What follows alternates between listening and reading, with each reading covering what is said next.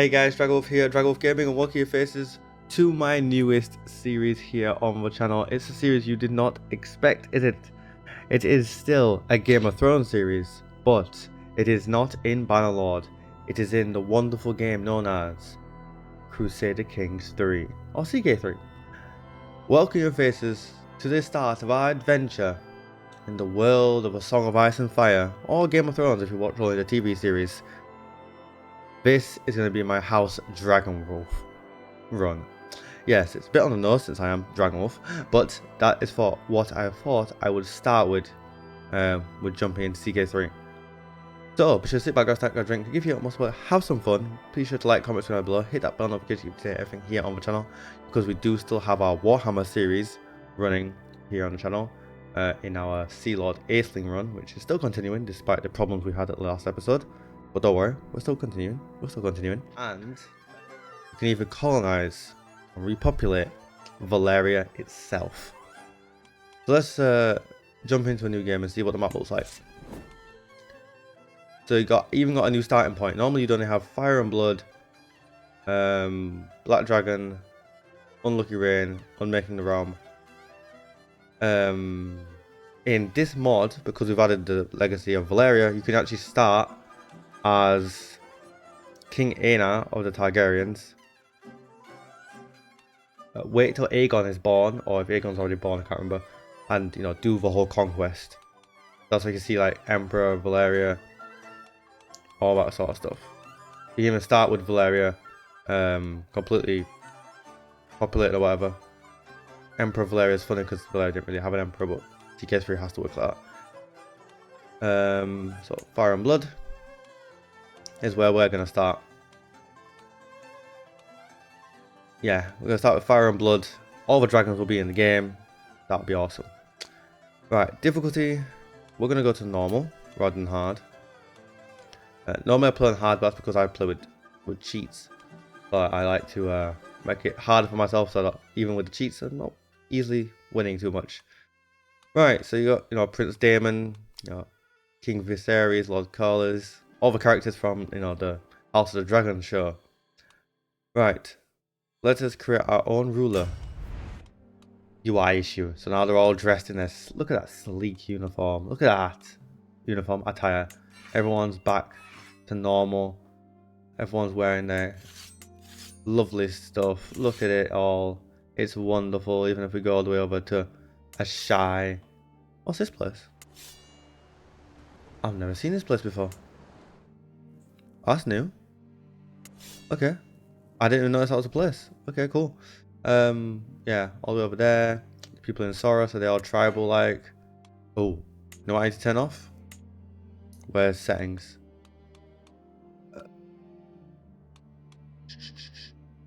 I need to turn off nudity. I cannot remember for the life of me if that's still on. I have forgotten to do that. Game rules? Disabled. Don't know. Yep. Uncertain outcomes. Right. Don't know how well this is gonna go. Normal difficulty. We've set all the game rules. We're gonna create our own adventurer. He's going to be. Well, the culture doesn't matter because I'm gonna do some debug stuff to create a new culture. Because the reason we're gonna call this guy House DragonWolf, which I need to do this first, DragonWolf. Ice. It's called blistering heat. Let's create a new design. The reason we're doing this is because that's cool. I like that.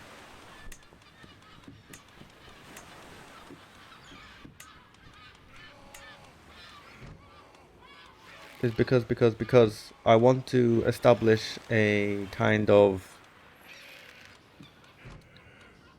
what's that in his hand? Star. Interesting. That could work for me. I don't know what the significance of that is. That could work for me. Dragon. What the heck is that? Claws. Okay. Well, our background can't be black then if we're doing art. Okay. That's kinda cool. Although we probably should have the thing all red because the white things look weird.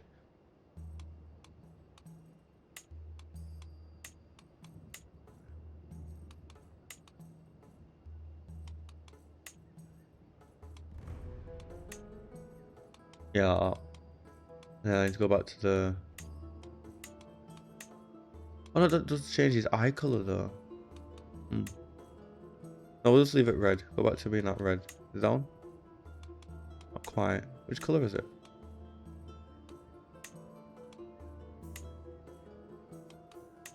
Oh.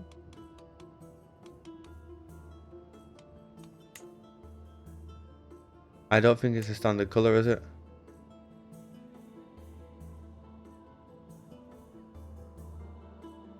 That'll do. That's close enough. Right. His name will choose a high Valyrian name. Balon. Yeah.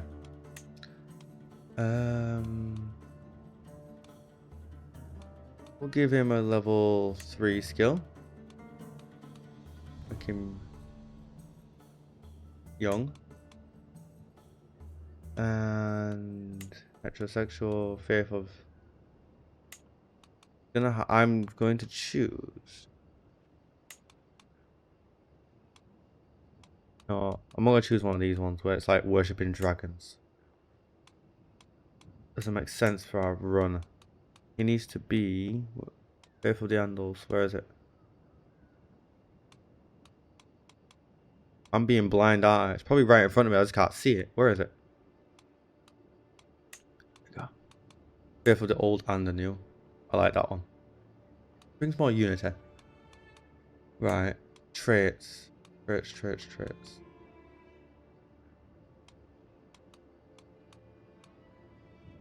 No. I do love a diligent. But he needs to be... I think he needs to be brave because he's an adventurer. He decided to adventure on his own, create his own house. He needs to be temperate. He needs to be... What's the word? Temperate? Does temperate work? Everything's in moderation. I mean, he's come from a bastardist background. Maybe temperate makes sense.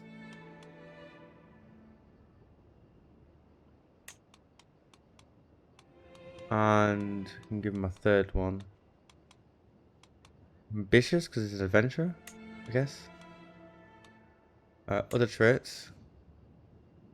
No, it's not a dragon rider. You can do that and you get a dragon at the start of the game. You can create your own dragon. Assume the traditions of worked on houses. That could make sense for us, but I don't know how it works. We'll see. A knight. Could be a traveling knight. We'll leave that there for now. Right.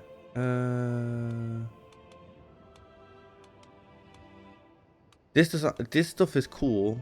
Sounds cool, but doesn't give enough buffs in my opinion. But it does make sense for the run I'm going for. The idea that he's got Dragon Dreams and Green Sight. Inspiring Blade Master, he's a swordsman. Doesn't need any of this stuff. Athletic, yes, we'll give him that. Then you got the traits.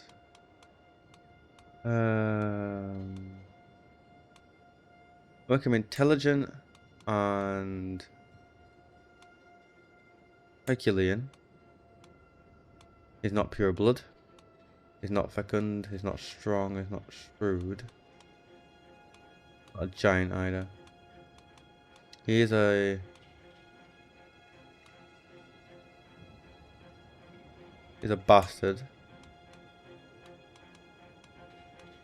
Not a veteran adventurer because he gained that trait. Which no. Should we give him a commander trait?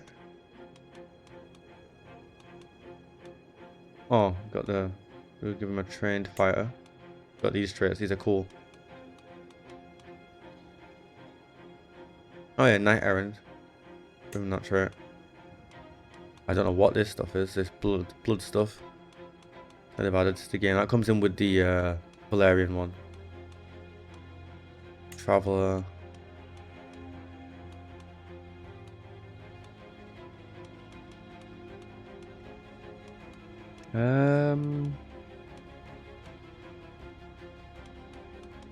Don't think we'll give him any of these traits. Maybe no. Okay, so those are his traits. Alright. Done with that.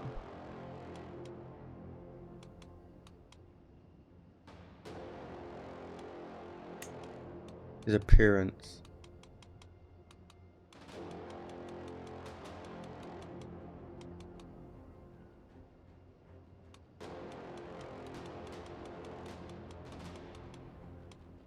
Customize further.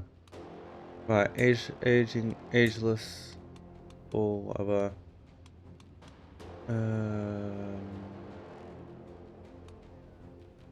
Let's bring him down the colour thing because he's got some northern blood, so he's not gonna be completely pasty like the Valyrians. Valyrian blood is strong, but not all that.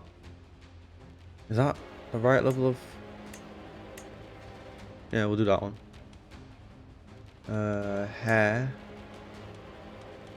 No, that's head and neck. Where's hair? Hairstyle. Right, so currently it's all white, but we'll make it a dirty blonde instead. Yeah, that kind of works. Alright, so we'll save this. I've got a lot of... Just in case this isn't the start I want. Oh, I messed stuff up. Right. Copy that to clipboard. Just in case I mess this up. Right. Okay. Valyrian DragonWolf. Let's do this. Finalize. Yes. I think we're good. Don't think I'm missing anything. Hey guys, we're back. And our story can finally begin. It's only taken us almost 30 minutes. I do apologize for that, but yeah. I guess I wasn't as prepared for this as I thought it would be. Which is why I'm doing this on a Sunday and not on Monday morning, because I wouldn't have the time. So we're here in the world of a Game of Thrones or Song of Ice and Fire, depending on if you read or watch, or perhaps both. And we're here in King's Landing with our camp. We can go and do all that stuff in a second, but you know, our camp, which is slightly broken. I assume that's the mod that expands all this, is causing it to be slightly broken. But let's have a look at the culture that I diverged into then. So, Northern Valyrian culture. As you can see, diverged from North Crown High Valyrian culture. So I created that amalgamation of Crownlander, Valyrian, and Northman, because that's thingy. I had to go back and get rid of the bastard trait, because that was in Game of Thrones. If you're not aware, if you're a bastard of a certain region, you get a certain name assigned to you. If you're in the Crown Lands, for example, you'd become Waters. So if my name is Ben, I'd be Ben Waters if I was a bastard. Or if I was in the Stormlands, I'd be Ben Storm. I think the Reach is Ben... Is it green or is it grass? I can't remember. And the North, as we all know, famously, would be snow. So it does that in the game, which I forgot. So I had to get rid of that because we want to be House DragonWolf. We don't want to be anything else.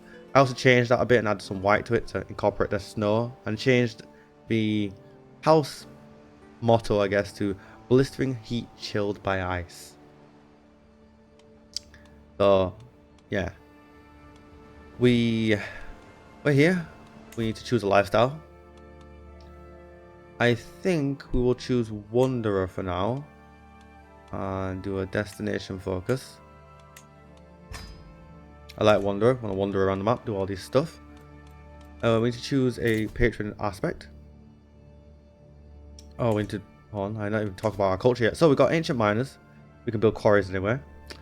Ruled by wolves and winter. So we got better guardians. We get crown smiths are better.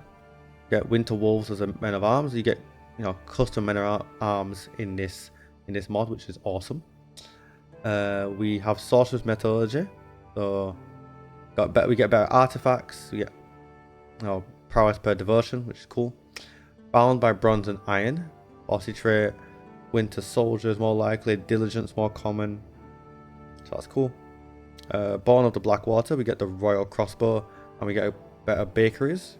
That's from the Crownlanders. And of course we have Blood of the Dragon, which is awesome. Less likely to be infected by plagues. We get Dragon Dreams, more common. We get Dragon Guard.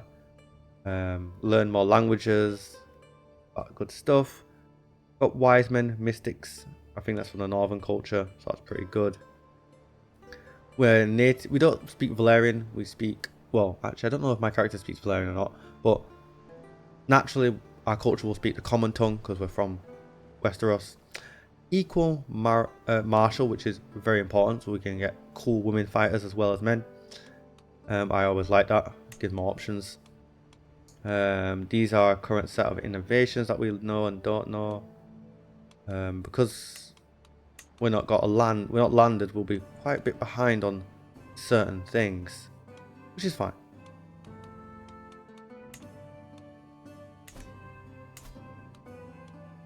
But look at other people's cultures. What are they? Yeah, they haven't got men at arms either, so it's not like we're too far at a disadvantage. Right, let's choose our patron aspect then. We want to be with who?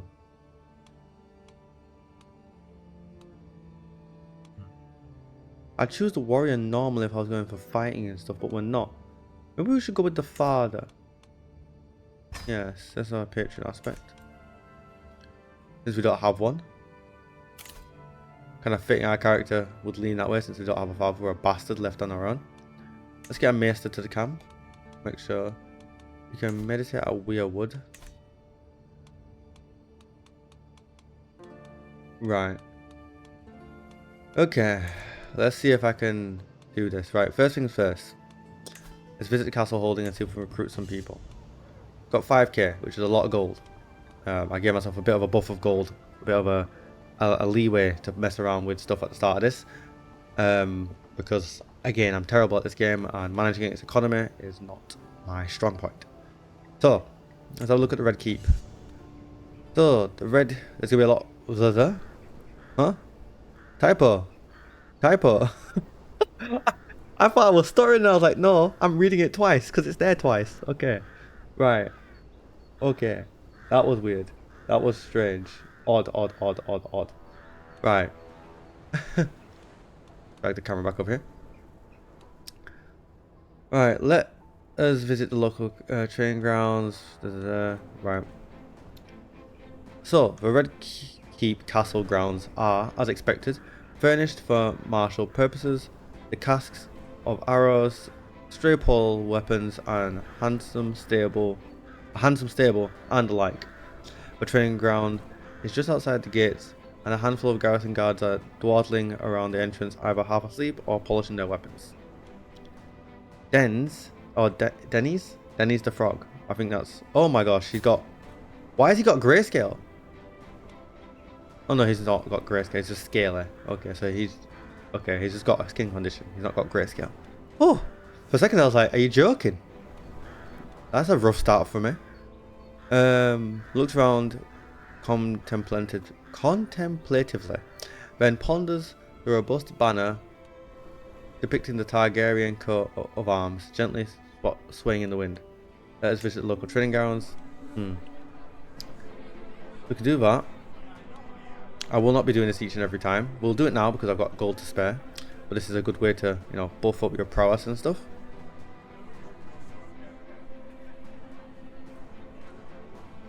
And I tell you, things have been going south here for ages, a local master of arms. Oravio snorts, then continues, the incessant looking over my shoulder, questioning he falls quiet as I approach the range. Instinctively, I check the plethora of equipment and training obstacles, doing my best to ignore Oravio's defiant look. In a proving grounds to hire him. Okay, we don't have any of that, but we will train. Ooh, got up by 2. Ooh, rah. Nice. Look at all the buffs we get from all the other stuff we get. Look at that, buffs. Massive buffs. Right. Let's see if we recruit anybody. Okay, so I won't read this each and every time we do this. I'm just reading it now because it's the first time we're all watching and doing this together. Anyway. Inside the stuffy garrison, the guards have arranged a fighting ring to hone their skills. 2 of them are currently using it, jabbing at each other, all the while cheered on by a handful of onlookers. I observed their training for a bit, and it is clear that Garen, the first guard, is significantly more experienced than Maegor, the second guard. As they finish up, I gingerly approach the ring and they shift their focus to me.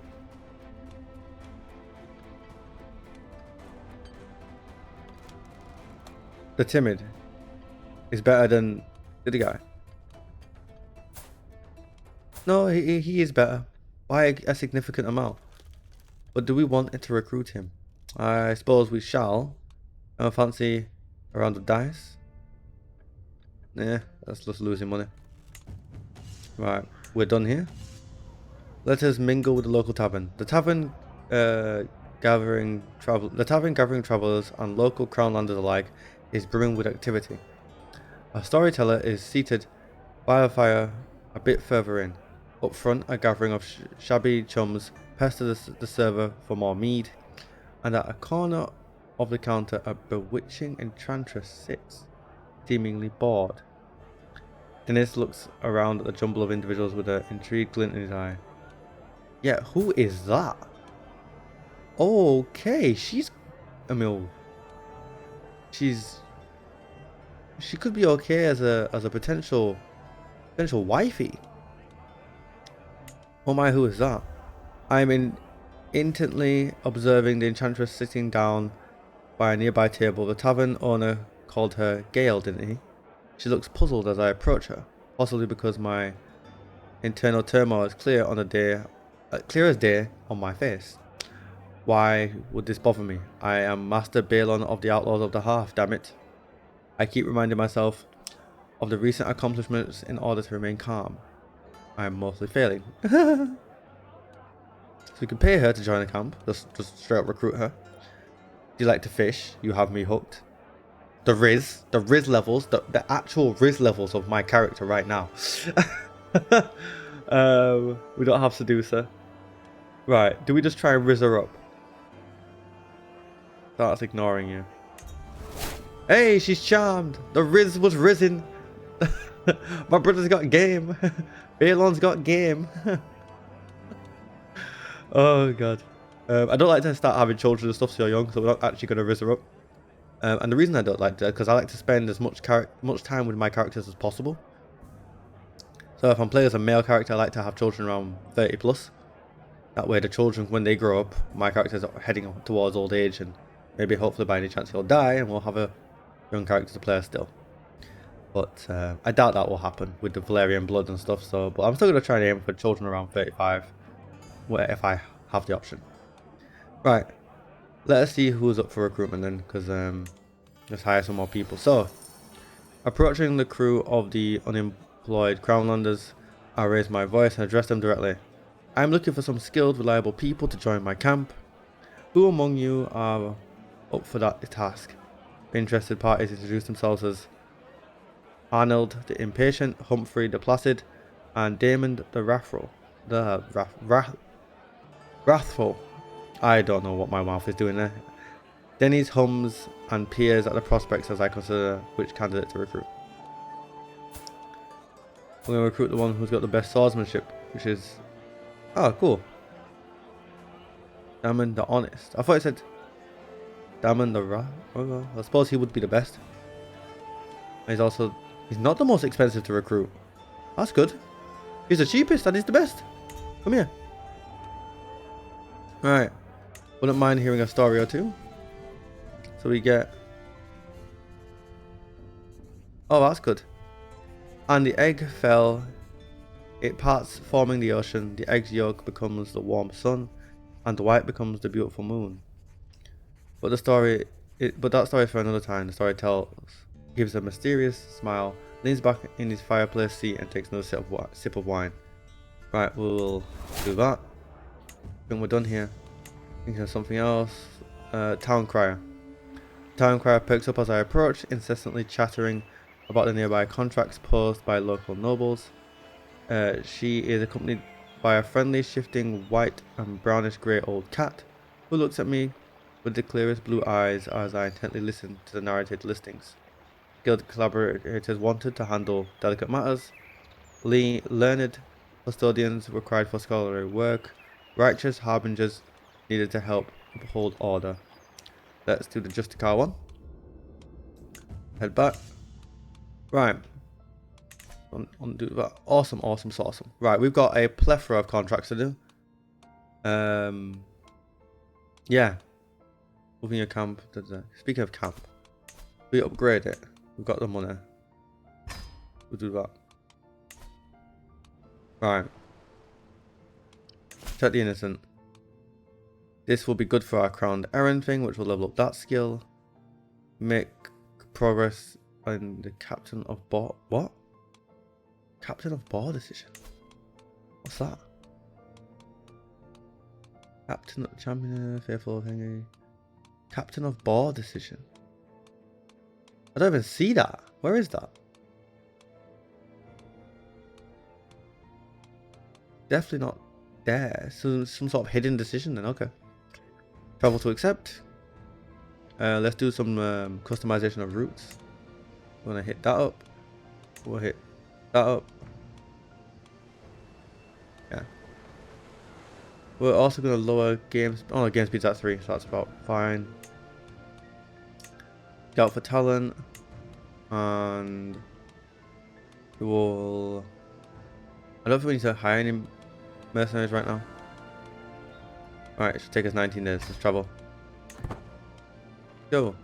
So we visited the Gate of Gods. The Gate of Gods is one of the 7 massive gates in the colossal walls of King's Landing, adorned with intricate carvings. The gatehouse and portcullis feature eyes that appear to track the movements of anyone entering. The King's Road enters King's Landing from the north at the Gate of Gods. Right, out and then back in. And we visited the Dragon Pit. A great stable of dragons. Dragon Pit was built after the burning of the Sept of Remembrance by Aegon I and completed during the reign of King Jaehaerys. Oh crap, can't read no more. Can I read more about it? Perhaps here? Oh yeah. Oh, that's it. I thought there was more. Oh, okay. It's a natural dragon pit. It's pretty cool. Right, he will do as my maester. I can only pay for your food and clothes. Right, I must ensure their safety. So what you can do here is go through and pick your agents, but we should be okay. Redoubling guards. If we just do auto assignment, we should be fine for this one. Right, and we will execute the scheme. You have excelled at the contract. You get 63 gold, 60 opinion. Lord, this guy gets added to our roll of patrons. 10 experience in that. You get 1,000 provisions. And we made progress in the Captain of Board decision, apparently. Don't understand what that is, but got a long road ahead of us. 3, 4, there goes the 5th bear this morning. I put the corpse down on the cart. We killed 5 bears. That's not an easy feat, even nowadays. Alright. 5 bears. Our character's hench. Ooh, okay, you're good. You're a good stooge. And we visited the Red Keep now. Okay, cool.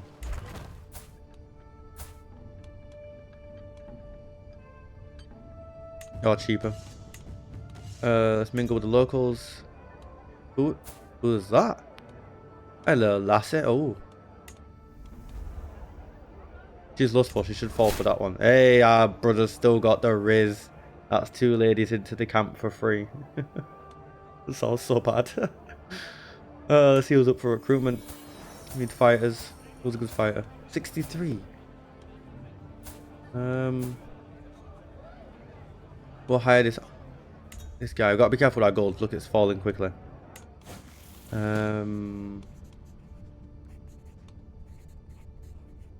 What? Not doing that. We'll do that.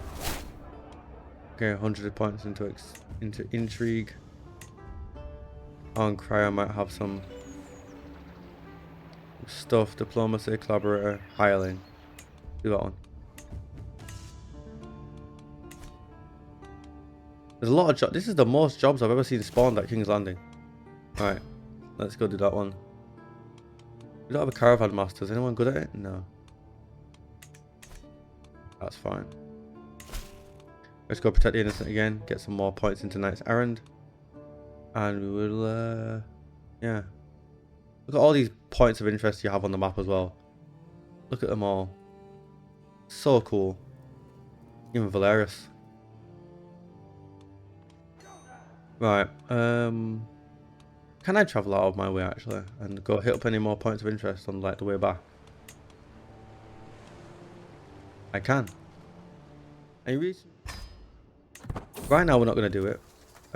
But that is something we may do at some point or some points throughout this this series here.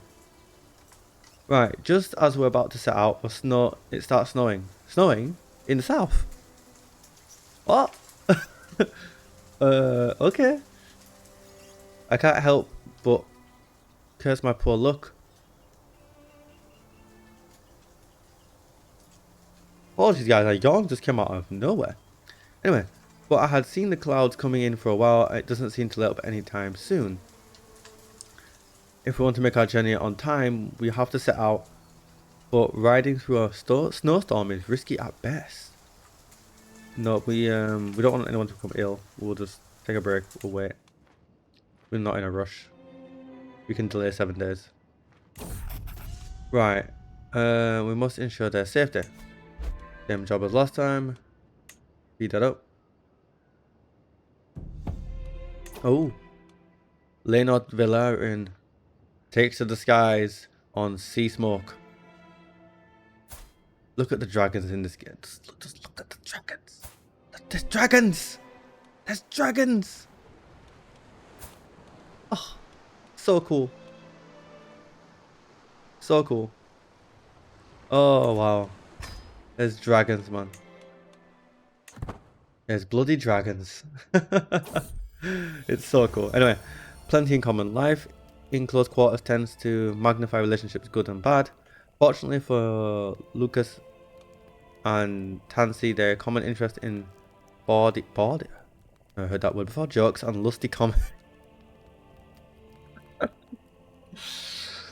I'm just warning everybody now. CK3 can get unhinged. You may see incest. I mean, you will. It's the Targaryens are involved and such. You will see murder. You will see horrible things happen. In nowhere is this a bearing on my temperament as a person. I'm just playing and enjoying the game. Okay? That's a disclaimer I'm putting in now before things start getting really crazy. Anyway, have proven to be strong. Have proven to be a strong bonding agent. The two laughing and joking together at camp, riding alongside one another on the road is becoming an increasingly common sight. Okay, so they're probably going to get frisky. I'm not going to get involved. Good for them.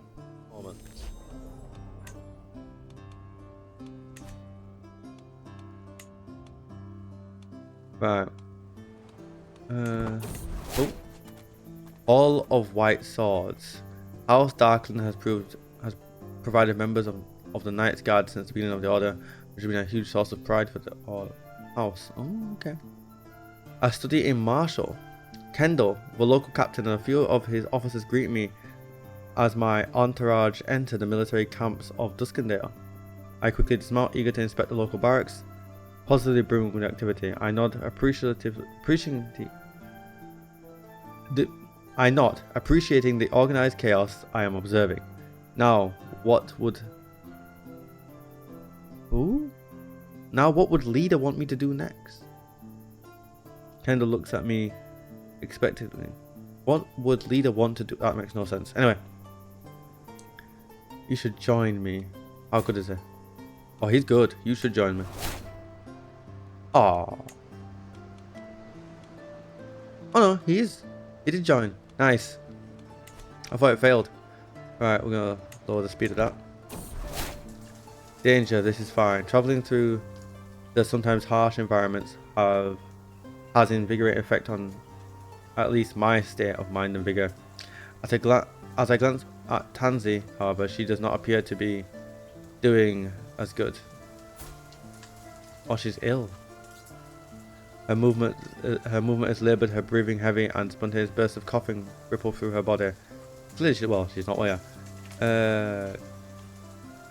Treat her. Nice. Good job. Scout for talent, a willing follower. Okay, so pass across this dude. Get out of here. Terrible. Ooh, we learn a secret of the king. Wait a second, this is interesting. Now, normally I would say, yes, I want to learn a secret of the king. We could use it to become landed. However, oh, we've got a little beard going on. How old are we now? 18. Oh, we look like we're fucking bare old now. What is this? This beard makes us look quite old. Anyway. Huh. Who is our father and who's our mother? Well, we said we never had a father. I say our father is the current Lord Paramount of the North. And our mother is a Targaryen girl. Of loose relation. Like a cousin or something.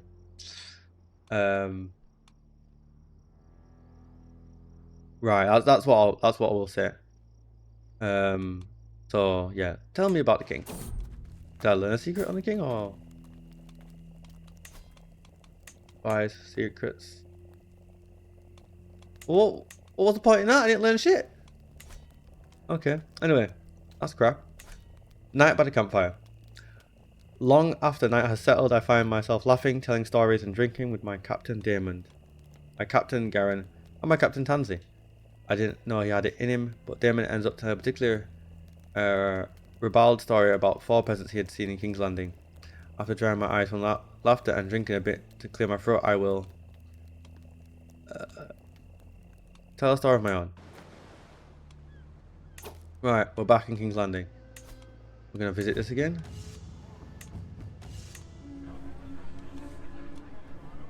We're not going to do that. Anyone who wants to join? I only go choose particularly good characters like 10 plus. Yeah, Tristan. Join. No. Head back to that. No women this time. Let's see who's up for recruitment now. You're strong. You join.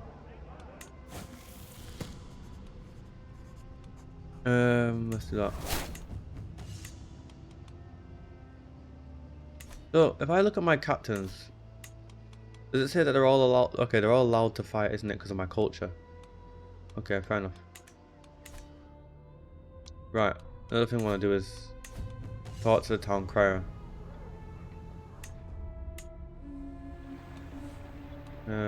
Steward contracts. Let's do that.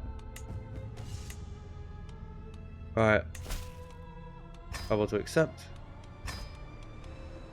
Let's speed some of this up. Get these contracts going. Journeying through Nessing, I passed by a peculiar looking tent, splayed open, with yet more particular looking occupant inside. Peculiar occupant looking inside. Clearly I can't read. Come in, O mighty leader. I can tell you many miles to go, and I can offer you a reading of your future travels for a modest price.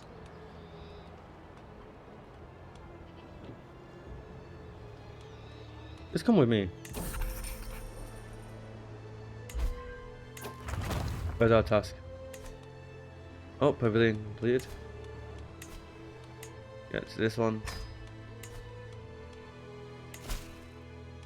What do I need to do to do this one? Oh, only 81% success chance. Crimes of passion.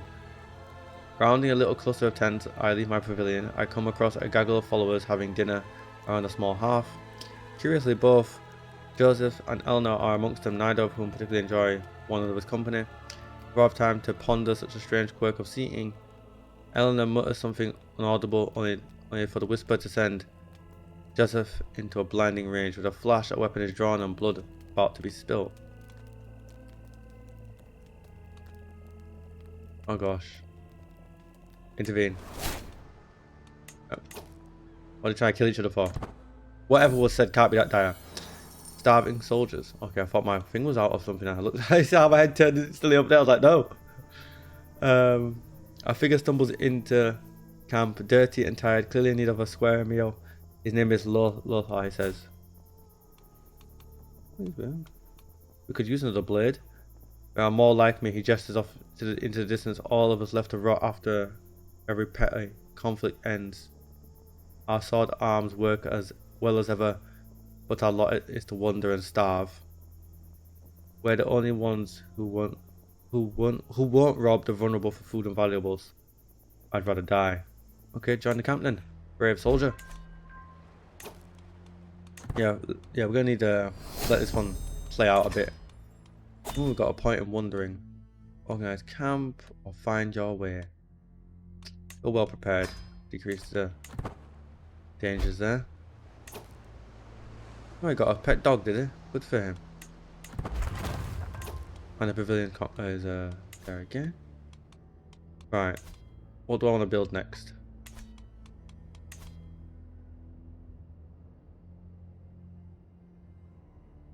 Boring campfire.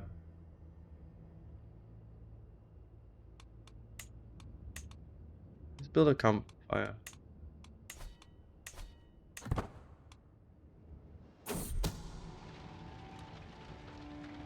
Put that energy into a plan, you fool.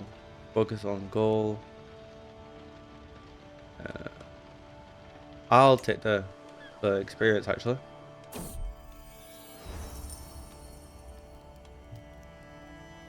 Okay. Our little forest of tents putting itself up every few evenings is something we've gotten very, very good at of late. First one, then another, with people and tools spreading out down the lines to help their neighbours in a model of speed and efficiency. Even Tristan and Lucas, who are generally known for moving in the same circles, are quietly humming along as they aid each other. A place of everything and everything in its place. Okay. A shadow at court. Truly, it is a blessing to have someone like Perizio involved in our contract, unable to advance our goals in any number of ways, simply waiting for direction. An enviable combination of skill, access, and proximity to Lord Harrick provides us with a variety of options on how to exploit him. So what? Okay, 10 success chance, that's pretty good. Scheme growth. I'll go with success chance. Campfire is built. Next.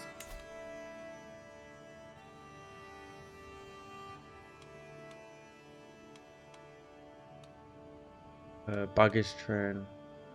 I know I put that on that side.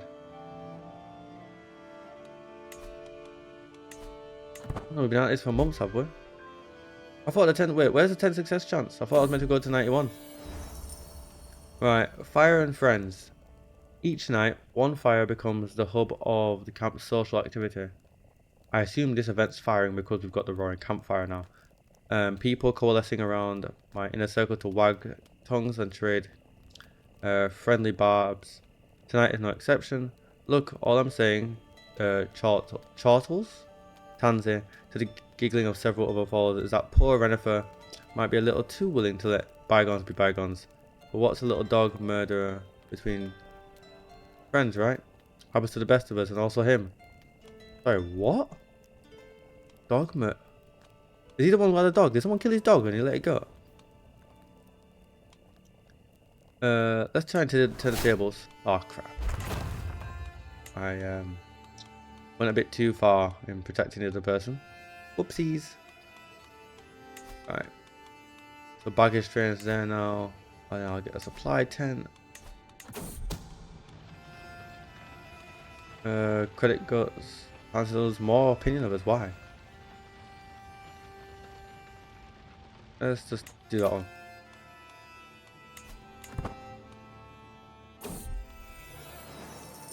Oh, let's not do that. Let's not kill this poor girl. Oh no. Okay, we had to do that because otherwise I'd get stressed. I didn't want stress. Stress gets you killed. Stress meter. No. I'll keep that low as possible. Right, we've got to execute the scheme now. Oh, we did excellently. Wonderful.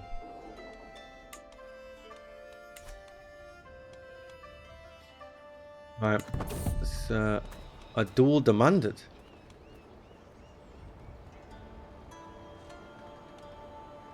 Okay, let's fight. Oh. Alright, I win it anyway. Okay. No. You're on the average. Go away. Right. A lot of time has passed. I'm sure there's maybe some good...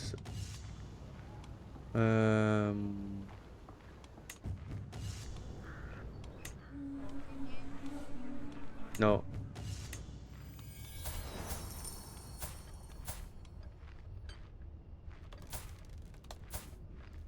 Humphrey 13. Oh no. Yep, who's up for recruitment? Sorry, 17. Recruit this man immediately. I'll look at the prowess meter. Disciple of the bearded god. Okay. Where's that from normally? Alright. Where's that? Whose head is that? Over there. Okay. It's from Essos then. Okay. We will do this one. As always. Right, I was thinking of something else. Town crier. Don't want to do collaboration stuff or transport. Or stewardship, really. But we can afford to lose points and just build more contracts up. Right. We're getting towards the end of the video because it has been a long one.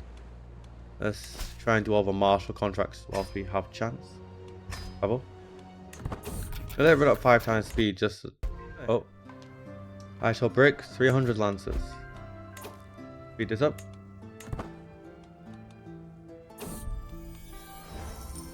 The travails of a cook. I don't think we're being unreasonable, snarks the cook, who presumably drew the short straw on coming to speak to me, waving an arm dismissively at the surrounding terrain all the while. All this beautiful farmland, and we can't find just a little time stock up on some of the luxuries that make our food bearable? I sigh, wearying at the conversation already. I wonder which of us will break first. Yes, our provisions are perhaps a bit below where I'd like them to be, but there is little cause for such alarm. What do you mean? They're almost full! What does this give us? Yeah. Not in the budget. Screw you. I'm not even low. Oh no, not this again. Oh. Don't kill her. Thank God. Oh. Maybe we are a bit low. Oh, well, that's only just because we just built that. That's only just happened. Right. No, I want...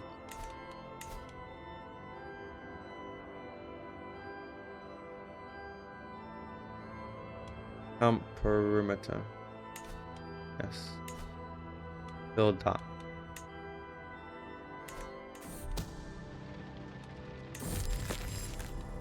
Nice. What's this? A martial contest. As we pass through the market in Threshdown, we hear a loud yell and stumble into an ongoing tussle between two men, tightly observed by a group of people. The crowd cheers profusely as one of them is swept off the feet, face planted solemnly in the dirt, thus concluding the match. Who's next? The man yells into the crowd. His eyes landed on our group. At my side, Kendall snorts in response to the challenge. I'll do it. Oh, I lost. Are you joking? Oh, that's a lot of stress. Oh no. It begins. That is a lot of stress. Shit. Hit the road. Uh, 18. This one gives us thingy. I sit by the central fire pit, letting the sounds and smells of the camp wash over me. It's different from life within safe walls of a palace, so very different. The freedom is easy to enjoy, no obligations, no councillors yapping, no dignitaries to entertain. None of the downsides of the trappings of power. Yet these freedoms are dearly purchased. The constant scrapping for survival wear thin. Increasingly every night I yearn for a proper bed. Best keep my options open and increase those provisions.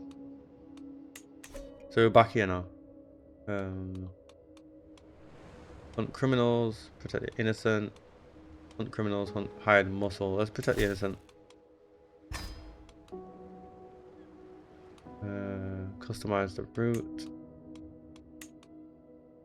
Head over there afterwards. Go. Ensure they're safe. Ooh, Skyrax died. Cannibal got Skyrax. No. Cannibal. That monster. Oh, wait, hold on. Why didn't it let me hover over Cannibal? Cannibals around King's Landing. That's dire. Look at him. He's absolutely terrifying.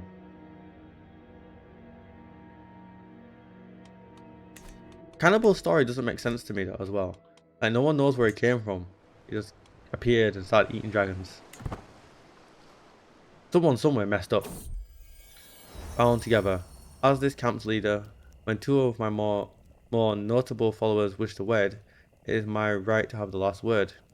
They live within my protection, travel on my animals, and break my bread after all.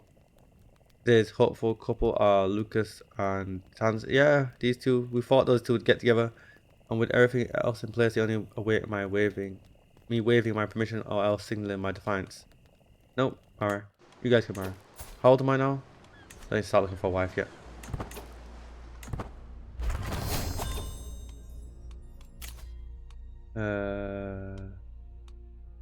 Do that one.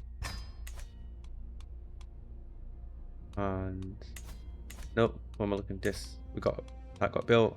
Camp perimeter. Then we'll build proving grounds.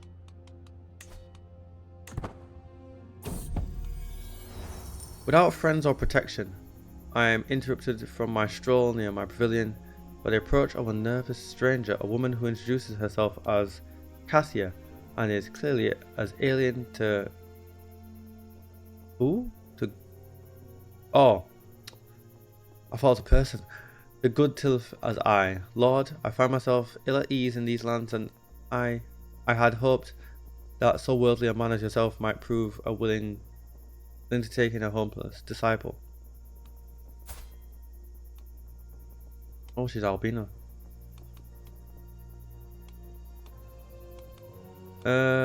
Momentarily she pauses, steeling herself for a clearly expected rejection. I understand if you've already taken too many people to care for, but if you'll have me, I'll serve you loyally for all of your days. No, you definitely can come with me. With 10 prowess, you can fight. We love a fighter. Right. I think this is the last contract we'll do today. Oh, murder? Oh no. Oh no. In the dead of night, as I camp near cheatgrass, I step out quietly. What was that sound?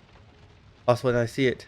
My follower Arnold quietly approaches my acquaintance Tristan, who is sleeping under a tree, using a rope. Arnold swiftly strangles Tristan, leaving him hanging from a tree branch. Arnold quickly scans the area, unaware that I have seen everything. Guards! Lock him up. A willing follower. Ooh, you're pretty good. Yeah, you can join the camp. We will spend money on you. Uh-oh. Right, okay. Visit the Kingswood. Kingswood is a vast forest situated across the Blackwater Rush from King's Landing spanning the southern Crownlands and the northern Stormlands, and intersected by the King's Road. The forest features a primitive hunting area reserved for the king. Oh, primitive. Private. How did I read I don't know, guys. I don't know. Sometimes I just see what I want to see when it comes to reading. It's really weird. It's like a phenomenon that started in like my year 10, which is like a 10th year of education. It was just weird. I just started reading shit that I clearly wanted to read. I don't know what happened to me. Weird, and it's not stopped since. Right, I'm hungry. We've been going for well over an hour if you add all the parts together. With the various cuts and crashes and whatever. So we'll stop here. Our story will continue tomorrow, of course, at 1 PM. And we'll do all of the martial stuff and maybe some of the stuff in this area that are currently here. We won't take any new contracts unless they're marshals when we go to the castle holding. And once we've done all that, we'll then choose like, I don't know, something like support faction or whatever, and then go traveling around the Iron Throne. And we'll become a traveler for a number of years. And then when he's back here and settled, we will move north, take a bride, hopefully, and begin our machinations or machinations or whatever word you want to use to move into the halls of power and become a count. Right, that's the plan anyway. But first, we'll visit the castle holding one last time. Around the Red Keep. We'll do one last training session. Go up by 2, wonderful. Able bodies. There was a 10 there, we'll take him. Not Joffos. Is it Joffos? Yeah, it's Joffos. I couldn't, my screen was like cutting off the J. He's expensive though. I don't think I want to take him, he's too expensive. Anyone fancy some dice? Ah, crappy one. Right. Let's mingle, hear a story or two. Good points. Recruitment. All these old ladies, absolutely not. Right. I was thinking of something else. Town Crier. Scholarship. Transport. Diplomacy. No. Oh. Be sure to, well, the background snack or drink. If you most part, have some fun. Do like, comment, subscribe below. Hit that bell notification to everything here on the channel. Get links down below for all my dedicated social media, including the entire mod list for those of you who are wondering how I'm playing, what I'm configured, and, of course, all of my DragonWolf channels and dragonwolf.co.uk, my website. Right then, let us continue right where we left off, hopefully. Right, that's a criminal contract, we don't want to do that. Let's hunt some criminals. A smaller group travels faster. Let's drop it down to that. So we've travelled. Telling me the future. So that gives me travel speed. For how long? Oh, just this journey. Oh. Yeah, tell me about the future. Oh crap. Oh crap. Overwhelmed by stress. That's not good. A duel to the death. Ooh, he's quite strong. I don't think I want to risk that. Signal and ambush. Nice. Oh my god, that worked. Okay. Yeah, I didn't want to risk that.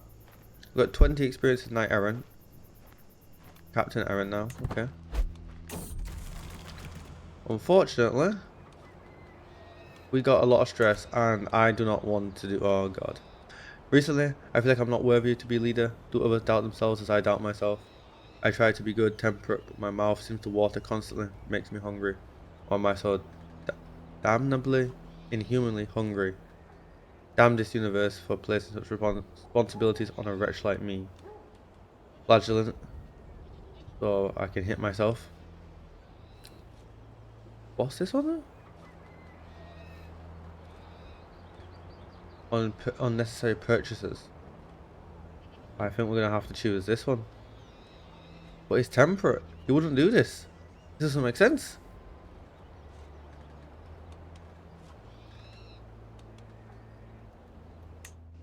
We need to lower our stress. We need to find ways to lower our stress immediately. Decisions. Oh, I can meditate the way I would. Fishing.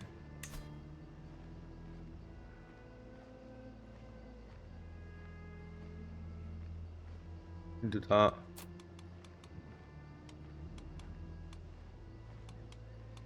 Any other lots of things you can do? Debug, don't touch. The bottom I've never seen these. But this is anyway. I'm assuming that's there's reasons for that. Right. Right, okay. Okay. Oh, I've left the debug mode on. Let me just turn that off. I play with debug mode in my own time. Right. So we did that. Prisoner. What prisoner? Oh. Got we had one. Right. Meditate. We would. Gain the calm trait. Health. No, this we want to lower our stress. I didn't gain the calm trait. Okay, that's fine. What else can we do? Humiliate stooge. I'm sorry, bro.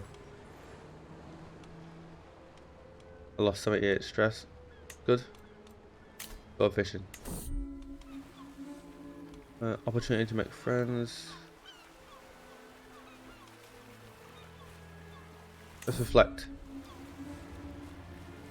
Inhale deeply and exhale as I cast my line out into the water. The hook lands with a quiet plop, and the world goes silent.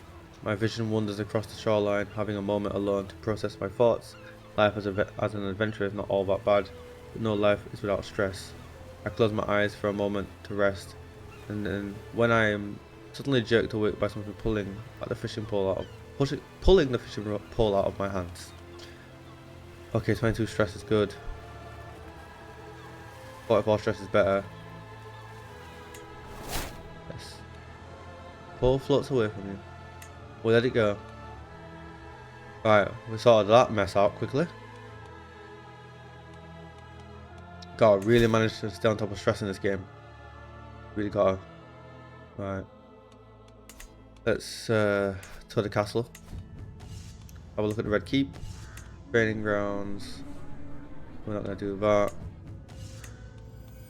Right. Anyone magnificent in here? Absolutely not. Actually, I'll roll dice. Paid 15 gold to him, great. But I think we lowered some stress there. Let's mingle. See who's up for recruitment. Anyone good here?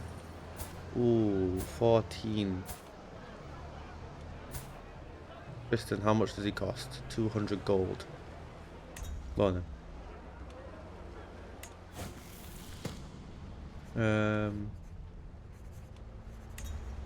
Do that one. Town crier. Learning contract, transport contract, diplomacy. None of that. Back to camp. And then back on the road. Let's hunt some more criminals. Let's move with one. Yes, I'm no longer overwhelmed by stress. All down to 0. Good.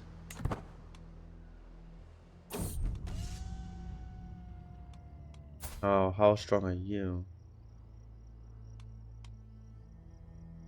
Could do this. Right.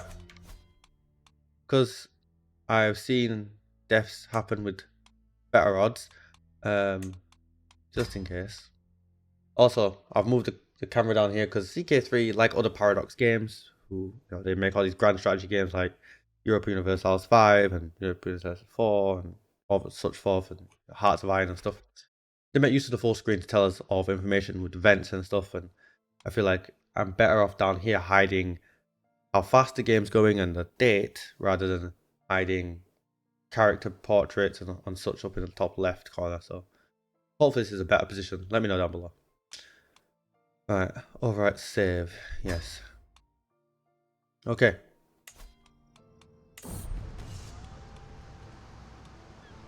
Okay. On guard. We need to have high, medium. High, medium, high, medium. Fast.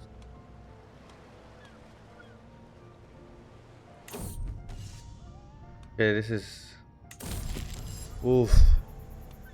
This is a... That was a long one. Right.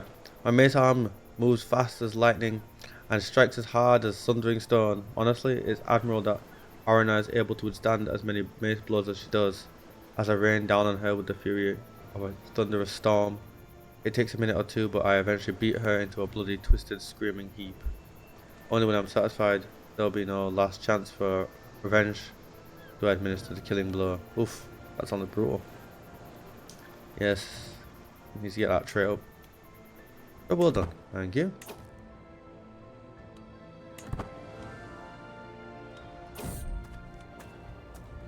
The womb of the earth, the fields of Dalston. Yeah, a sight to behold. Every crop in bloom, every leaf green, every stem luscious. I quickly tracked down the source of the verdancy. Don't know what that word means. Spotting a man standing in a field, seemingly holding a lecture of some sort to a gathering of listeners. My name is Mr. Jarman. Jarman? Yeah. Yeah. He notices me in the distance and turns in my direction. My knowledge of gardening is vast, yes, incomparably vast. So stay a while and listen. Sure. Do I get gardener? No, I get down to earth though. Get learning and medium health boost for 10 years. That's okay. We can wait. Right. Where the heck are we going? Why are we going such a long way around? Is there a reason? Fine, we'll take another path.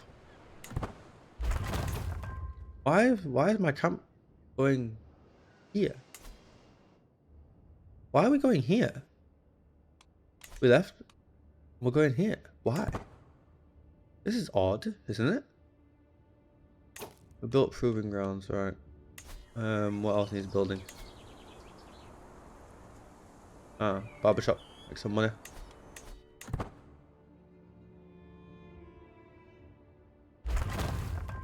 I wonder why we've moved to here. Did I must have misread some sort of event. There must be a reason we've moved over here. Right, let's go here then. Right.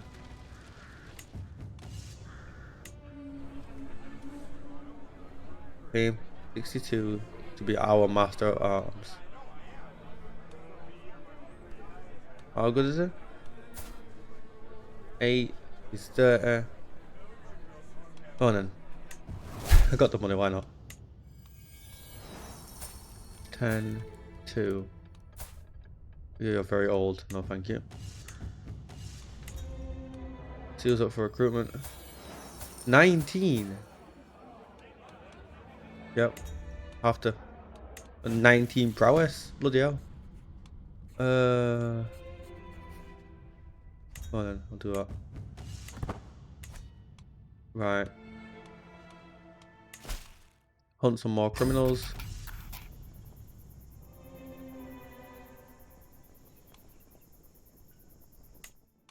So, because we're saying move at 1, we ended up going all over the shop. Oh, this guy's got very low prowess. We're gonna have him. Right. For a few brief moments, Eric and I pace in lazy half circles, each watching for an opening. I lift my mace, ready to defend myself, while he clutches his sword firmly to hand. Only one of us is walking away from here today, and I tend to be the one. That's not even what it said, but the Southern Twitch about begins. Right. I'm not gonna read the rest. Let's do it. You gained dual handicap rank 4. What the hell's that?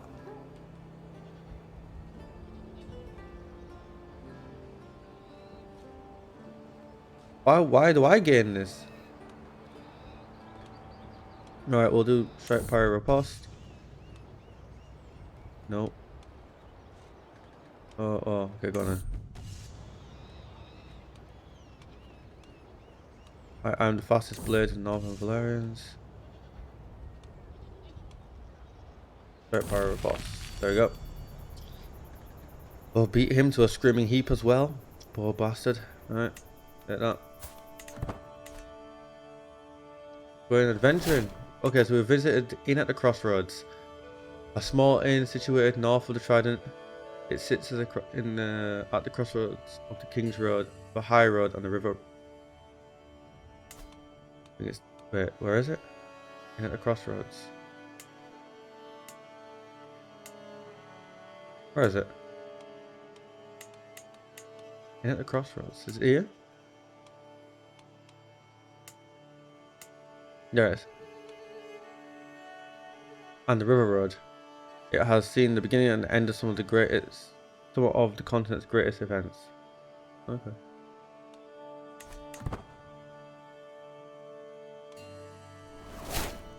Inn of the Kneeling Man, which is this one? No. Where's that?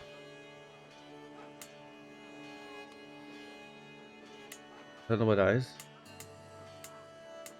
Read that one. Where's the Inn of the Kneeling Man? Oh, there it is. The inn was built on the location where Torrhen Stark, the last king of the north, is said to have knelt to Aegon the Conqueror. Ooh, two of our ancestors. Okay.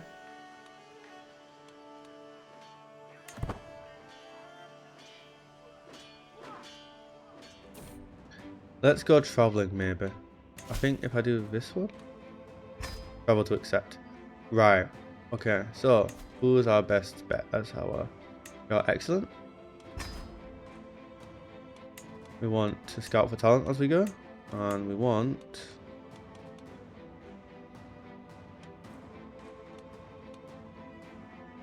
Mercenary guards this time. Customize the route. We're going to travel the Seven Kingdoms, ladies and gentlemen. Are you ready? It's going to be a long one. Right, so we're going to go straight there. On the way back. Got a lot to get through. Okay, so. On the way back, I say we head north. Through there. The bloody gate. The gate's moon that guard the way up to the Vale. Go to the Eyrie itself. Come back down to the Red Fort. Jump over here. Into, what's this place called? I can't remember. It's called Gold Town. Yeah. You don't see this much.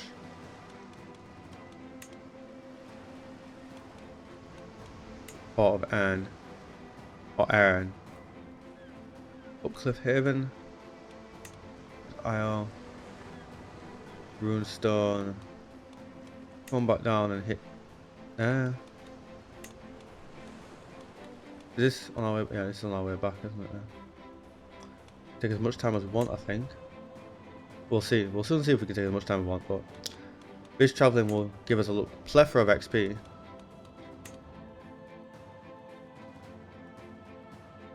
Pink spur. Interesting. This ton. So I guess this one's travel. Maybe we just do kingdom by kingdom, actually. Does that make sense, actually? If we're going to tour the Seven Kingdoms, we'll do kingdom by kingdom. So we were touring the Vale here, basically, rather than going crazy and trying to do every single one in one go. Okay. Alright, travel to accept. Oh. Stumbles to address me. So she's falling for this dude. Please help me. Yeah, pay it yourself, you're rich. What am I paying money for? Oh. So we're gonna rob a tomb, are we? Grave digging. Oh, we've got it. Let's inspect the men who are here. Train the knights. We could use someone like this ourselves. No, we couldn't. Let's teach him flexible leader. I don't know when we get. When did we gain that? Train the knight. Teach him flexible leader. Is he good? Alright, but just try and follow the contract. Contract completed. Nice. Drop the speed a bit and let's go traveling. Swan shield. Ooh. Yeah. Provisions. Yeah. Whatever. Visited the Bloody Gate then. The Bloody Gate defends the sole pass through the mountains of Moon into the Vale. It protects the Vale from mountain clansmen and other. Visited the Battle of the Seven Stars. Whoa, whoa, whoa. Hold on a second. So this is the Bloody Gate.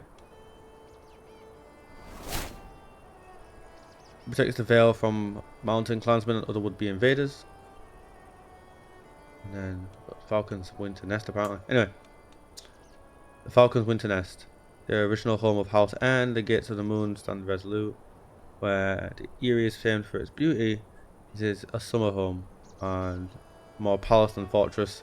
The Gates of the Moon, on the other hand, are a strong fortress and key in controlling not only the Eyrie above, but the Vale itself. Okay. This one doesn't seem to have any sort of unique model. Then we've gone to where? It said there was a battle of something that we've missed and gone through. But I guess maybe it's like, oh, I know how you can see it. Hold on. If I come out of this, click on this, it will show me what I've been through. So it's got 2 points on here. Right, okay. It's not often I see that. A site of the Battle of Seven Stars, a great victory of the Andals over that of the First Men. The Battle of Seven Stars secured the Vale for House Aaron, and established the kingdom of Mountain and Vale. Okay. Architect's Digest. Enters the quarries of snow. Okay. He leaned over a largely roughly cut wooden table, absorbed in a drawing, something on a scroll. Architect, you said, isn't it? One of your drawings. So again. Okay. Could be nice to keep for the future. Have we been to... It says we've been up here then. So the Eyrie itself... I think, yeah, that is a unique model for the Eyrie. Can't remember how you turn the UI off, but look at that. A summer part. Why? I don't know what made them build this up here. They can only stay in this, you know, when it's summer. Otherwise they die. It's freezing cold up here. Alright, the Eyrie. It's the summer castle of House Anne, built as a palace for the kings of the mountain and Vale. It's one of the smallest castles of the great castles of Westeros, however, its location atop Giant's Lance makes it all but impregnable. Yeah.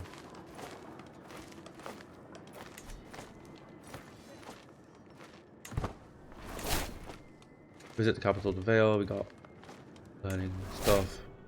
Some steward diplomacy, sorry. We'll add that to our first trinket.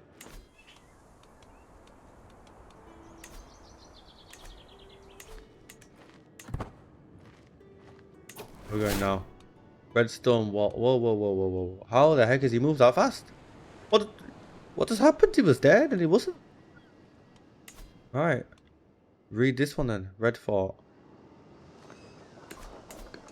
That one looks to have a unique model, I feel like, compared to everything else. Okay, so we're redstone walls. The walls of Red Fort, like the rest of the castle, are made from redstone, giving the castle and house its name. The strength of these walls have been tested many times by Andals, Moon Mountain Clan, and other enemies.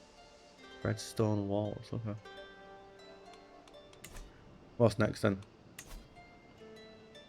Well, it says we've gone all the way through here, so we've... The Mother House of Maris. The Mother House of Maris was founded by one of the 7 speakers, Mother Maris. From there she taught many orphans and bastard daughters and witnessed the death of Lady Jane Eyre. Don't know who that is. I mean, she's obviously one of the Lord Paramounts, maybe, of the Vale. Or maybe she was a queen before that even happened. Anyway, Grafton's Holdfast. When the Graftons first came to Westeros, they entered the service of the Shet Kings of Gulltown. The Shets tried to tie the Graftons through a double marriage. That was their downfall, as both the father and son were imprisoned until the Graftons' wives were pregnant, and then they disappeared. Whoa. That's crazy.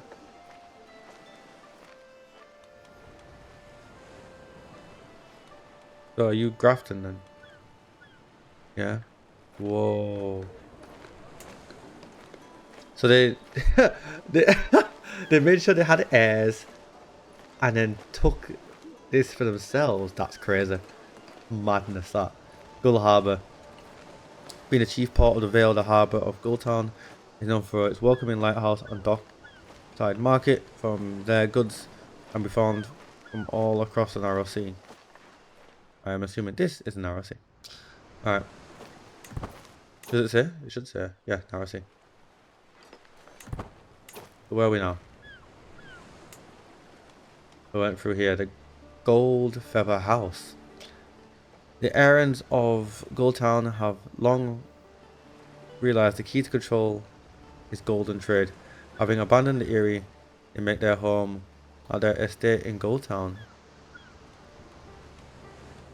Interesting. Interesting. Gold Feather House. By adopting the ways of the merchants and traders, the errands of Gulltown will secure the wealth to accomplish their goals and press any claim they wish. Interesting.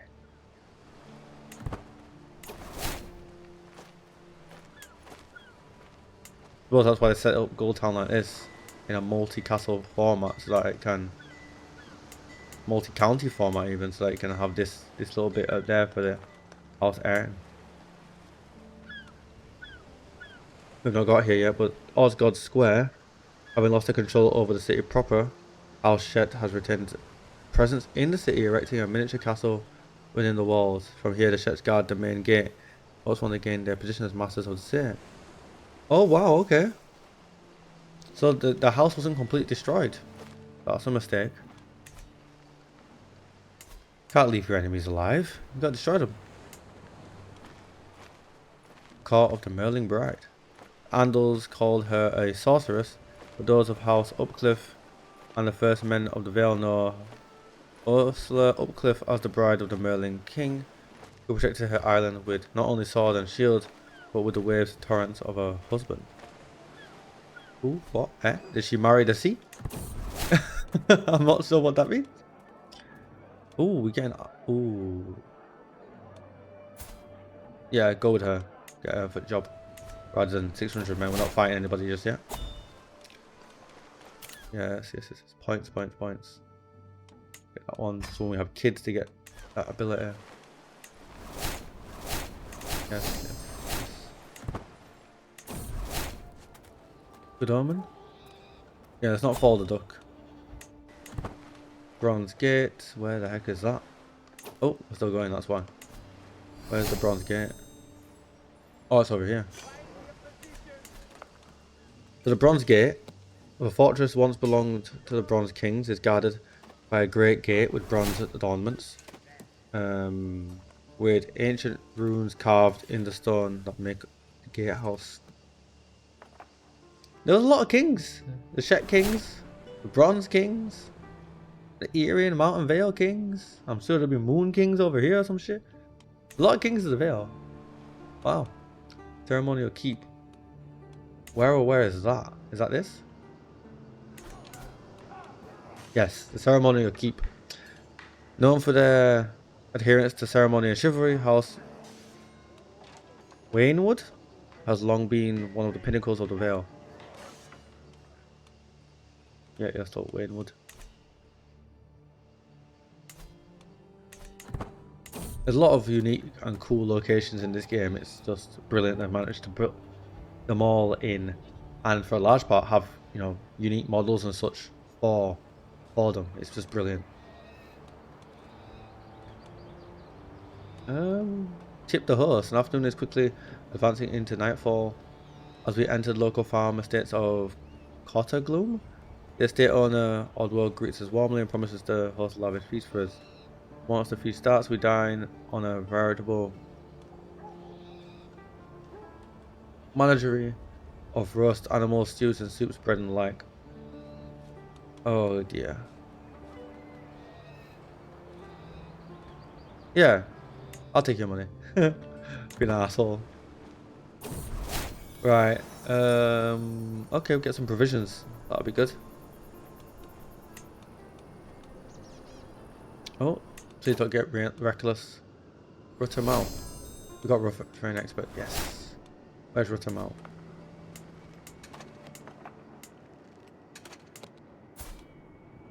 Is that it? Yeah. For Rutter Mount. The mountain from which House Rutter Mount took its name as being a great source of prosperity for the house, not flush with gold like Westlands, it has allowed the house. Not flush with gold like the Westlands, it has allowed the house to enter to better use and develop the land around it. Okay, so it's not flush with gold, but I don't understand how they've made use of it. What buffs does it give? Growth and development. Very, very good.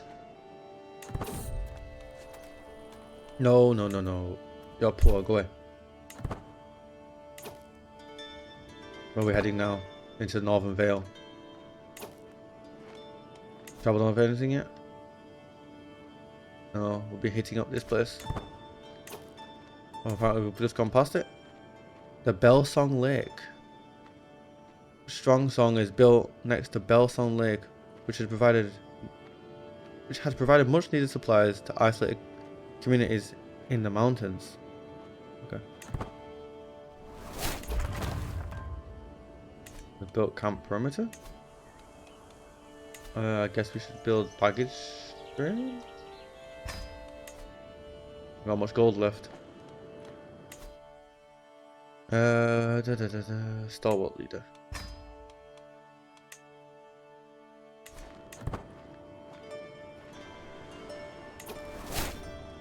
Visited the coming of the Andals. Where's that? Here. Pink Spur. Refers to the migration from Essos to Westeros. The Andals introduced writing steel weapons on the 5th of the 7 religions to Westeros. Fighting between Andals and the First Men lasted hundreds of years.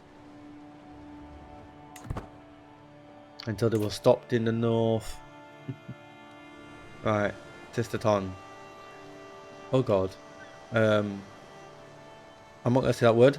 But the Three Sisters, the devastating occupation of the islands by the Northmen, was a period in war across the water between the kings of House Stark and Iron, and led to the integration of the sisters into the Vale.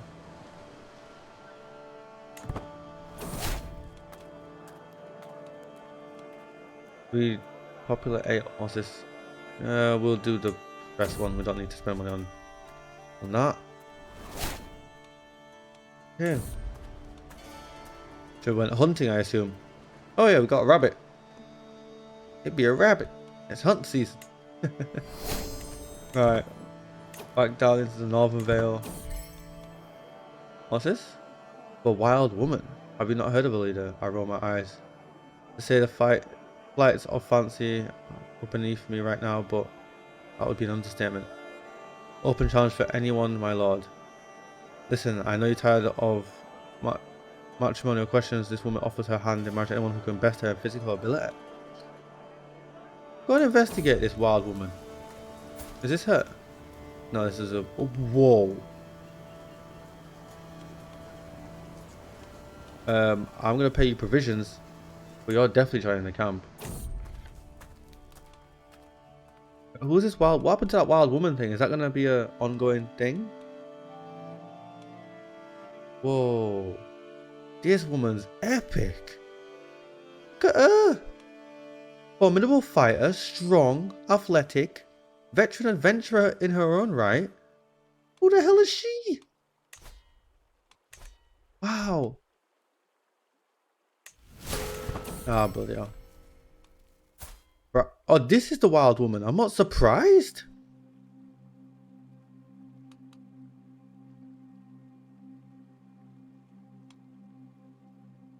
Oh.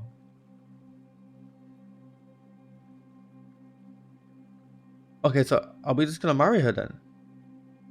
She's Northern Valyrian as well, to be fair. I think we are gonna just end up marrying her. I mean, she is quite amazing. Her personality traits aren't too bad either.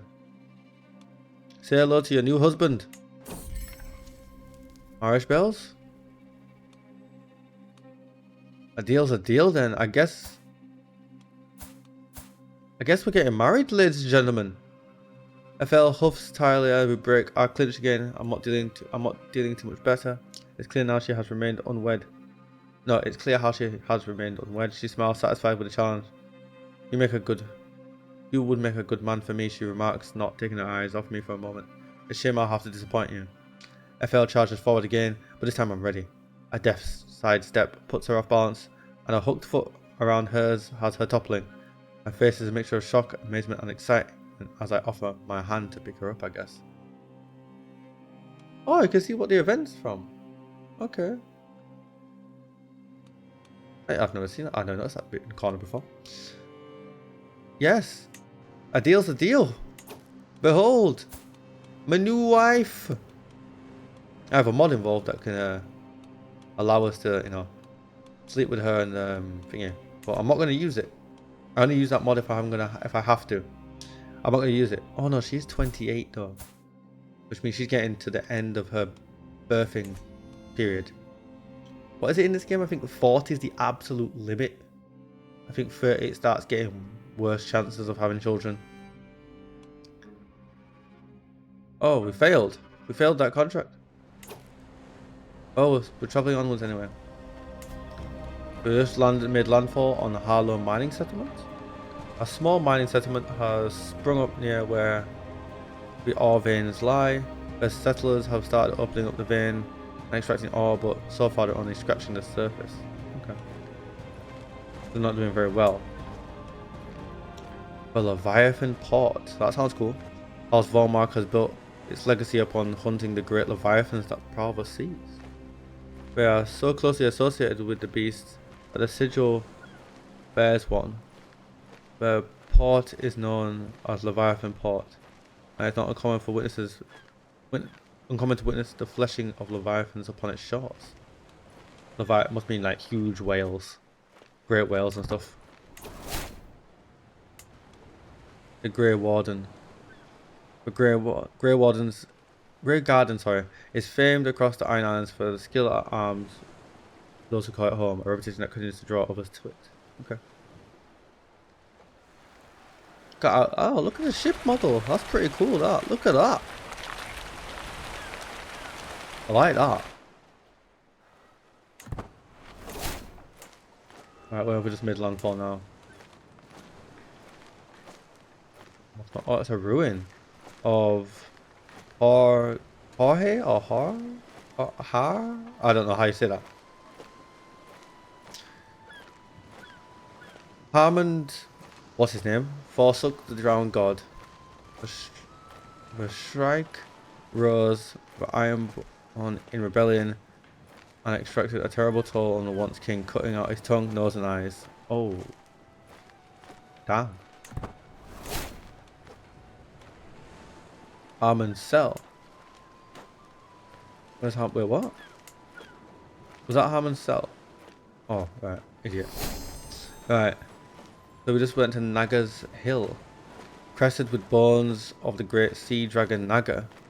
Naga's Hill was where the legendary Grey King and his had his hall, and where the Ironborn met for centuries to hold Kingsguard, choose their rulers. Okay.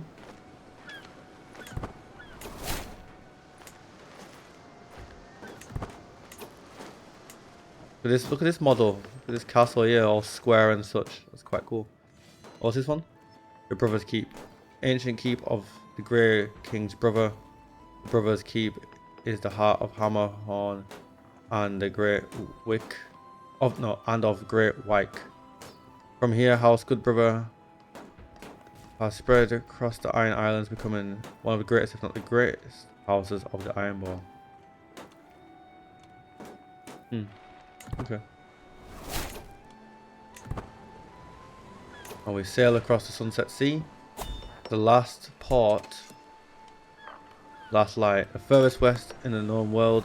The only light stands as the last beacon before the dark unknown beyond the Sunset Sea. While maces and other scholars of the world believe it to be round, no voyage has ever been recorded. They believe the world round, but no one's ever gone that far, so they don't know.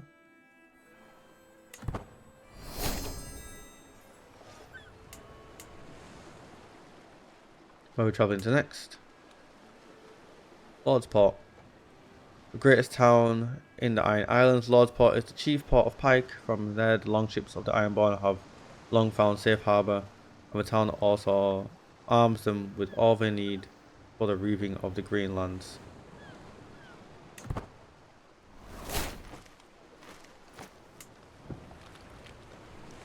And Pike. Pike is an ancient castle.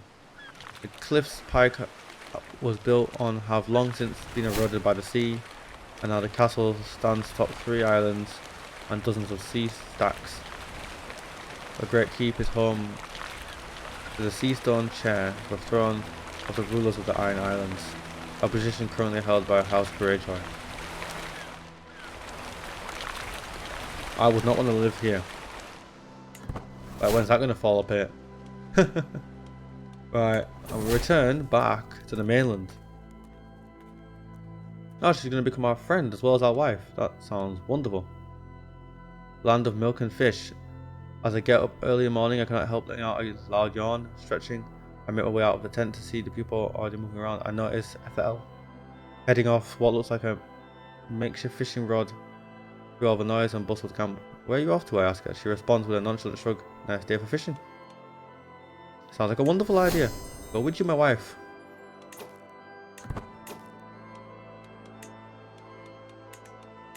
Right, so how old are we now? 25 still. Wife's 28.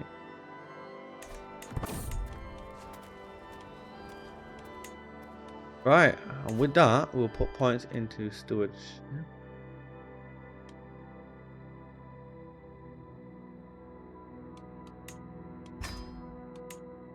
And we'll get that. Children will have more prowess. Good for them. Right then, and with that, this is where we shall end the episode, ladies and gentlemen.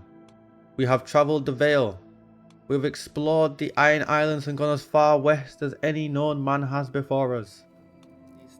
So do like, comment, subscribe below, hit that bell notification to get everything here on the channel. Of course, check links down below for all of my dedicated social media, including, of course, all the DragonWolf channels, the entire mod list, and dragonwolf.co.uk, my website. Right then, let the adventure commence and continue. We are married as well. Our lovely wife here, who is absolutely phenomenal. She is our equal in almost every way. She's a wise woman, blade master, athletic, strong, formidable fighter, a traveler. Her stats are incredible. She's just incredible. So, how do we explore then? Which one do we need to travel to accept? Travel to accept would be this one. So improve ruler reputation. That one's just a theme one. Travel to accept. We will shoot at the child, but we'll customize the route afterwards. Right, let's shoot at this child. So, are you the person we're tutoring? Okay. So, who are you related to? What makes you important? Maiden pool, right? Okay. Okay, the Tranquil Gardens accommodate ample teaching opportunities. As I survey our surroundings, I quickly scout a smatter of vantage points that I could teach Marcella about. No sooner is the initial pleasantry gone when the child, for whatever reason, leans back and starts ignoring me, closing her eyes and pretending to fall asleep in the middle of my lecture.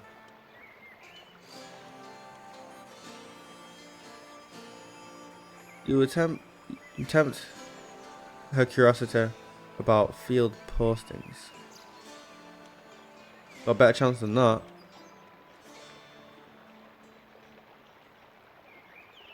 No, let's just do that. Okay, successful teaching. Wonderful.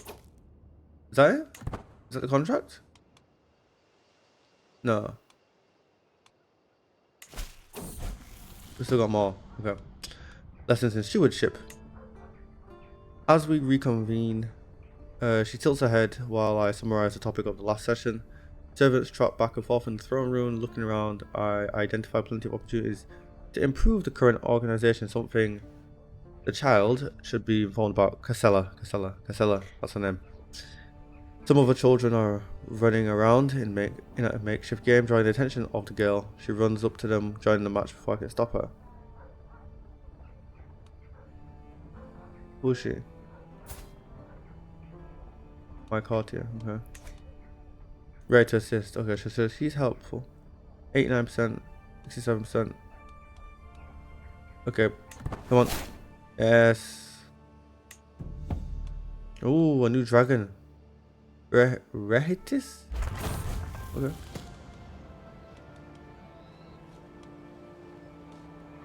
We'll have to do that one, but a brief look of confusion passes Casala's face as she ponders where my assistant from our last session has gone. A train of villagers coming and going, first the flat farmlands, and I immediately begin spotting the various dangerous angles from which we could be ambushed, something I should teach Crusader about. The girl has seemingly hit a spot of playfulness as she obsessively pops in and out of hiding places trying to get away from me. Okay. Yes. Examia. Lord Elton attempts to suppress his giddiness. Well, your unconventional methods are seemingly very successful. Young Casilla is already showing signs of discerning thoughts and ideas. Angles of attack, social courteousness, economics, marvelous work. Thank you, and do let me know next time you're in the area. Alright, we'll add him to our roll of patrons in a successful contract. Now, off on a jolly we are. Alright, mercenary hired. Clear those notifications. What are we going through first? Not hit anywhere important yet? Oh, we're hitting this place up. So, Atranta? The seat of the credit House Vance. Atranta has long been a beacon. Antranta has long been a beacon of the faithful and caught between the realms of the Rock, Reach, Storm, and River Kings. Wow. Damn. Rock? Who are the Rock Kings? Oh, Westerlands. Reach. That's the, well, the Reach. Stormlands, and then... Okay. So it's been a point of contention between these kingdoms. Why are the Stormlands getting involved up there? Okay.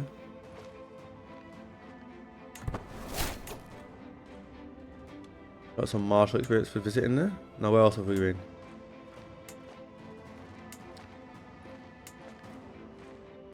I feel like I've missed something here.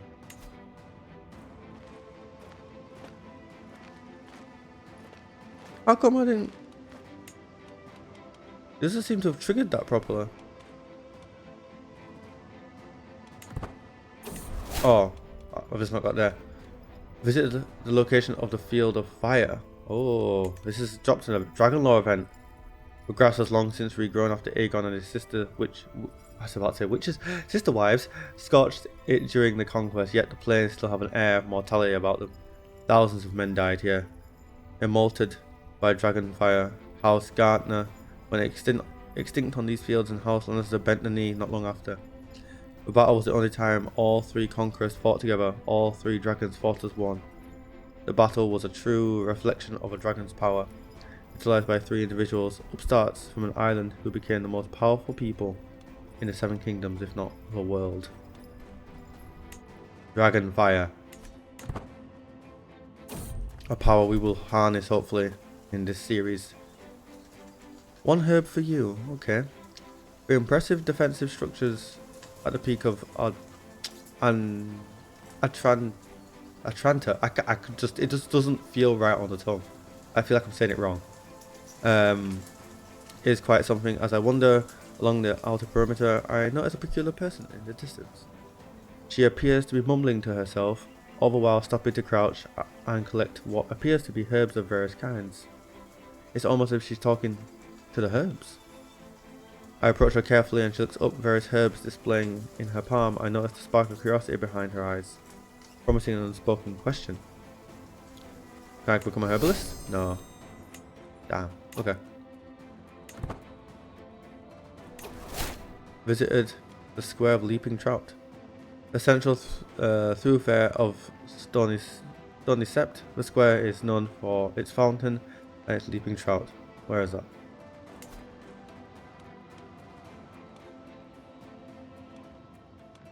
Okay, it's not showing me on there. It's this bit. It has everything a traveler could want, from goods and services, including peaches. What? Including I don't understand. Is that meant? That's got to be some sort of reference to something in Game of Thrones, but I don't get it. Let me know down below if you know what the heck that's on about. Why was that in brackets? My head moans Tristan as he rides alongside me. I raise an eyebrow in a silent inquiry at the man's exclamation. In response, Tristan slumps down across his horse, whimpering and clutching at his temples. Ah, hungover, are we? Well, we'll slow down for him. 3 months? That's funny. Sometimes the events in CK3 don't make sense. How can you be hungover for 3 months? How? How?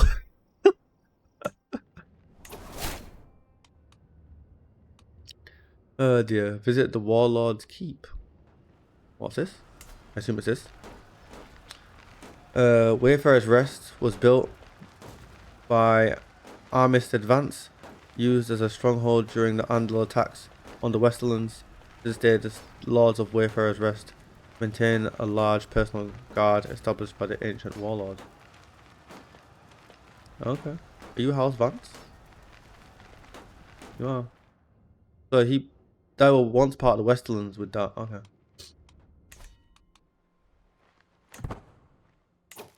Now, if I remember my history right, it's because the Westerlands used to be all the way up to here, and Harrenhal was a kingdom of itself, all the way from here to here. Obviously, the conquest happened and it broke all that. Anywho, what's next? Visited the Felled Grove. Oh yes, where they cut down the weirwood trees. Where is that?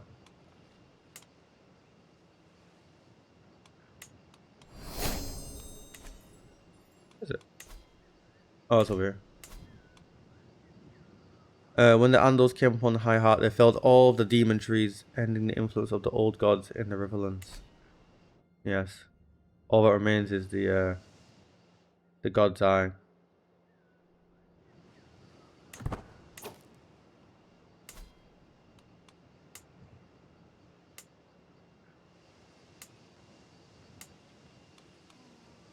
River Run. The castle of River Run is not particularly large, but does have a strategic position at the confluence of the Tumblestone River and the Red Fork. The rivers surround 2 of the 3 sides of the castle, and the third is protected by a wide ditch that can be flooded and leave the castle an island. Pretty cool. But first, we visit the Battle of Steelhead Site, which can't look like that because it's a battle. To kind of hover over it like this. 2 sides clashed at Steelhead, one led by Lord Willem and the other by Lord Royce. A key moment in the battle was when the Riverlander archers, led by Lord Lamond of Cape of Eagles, managed to navigate around the enemy and destroy the opposing army.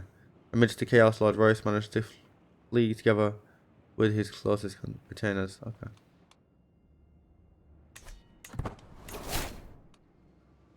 Raven's March site, which is where? Where's that one? Oh no, it is this one, but it's not. Odd. Might have to hover over that one as well. Lord Paramount Grover launched a daunting offensive on the army of Lord Estienne. Battle was decided when a regiment of Riverland heavy infantry led by Josman pushed through the enemy lines, shattering the morale of the opponents and capturing Lord Estienne. The Great Dead Weirwood. At the heart of Ravenhall is a great weirwood tree, long dead, said to have been poisoned by the brackens in ages past.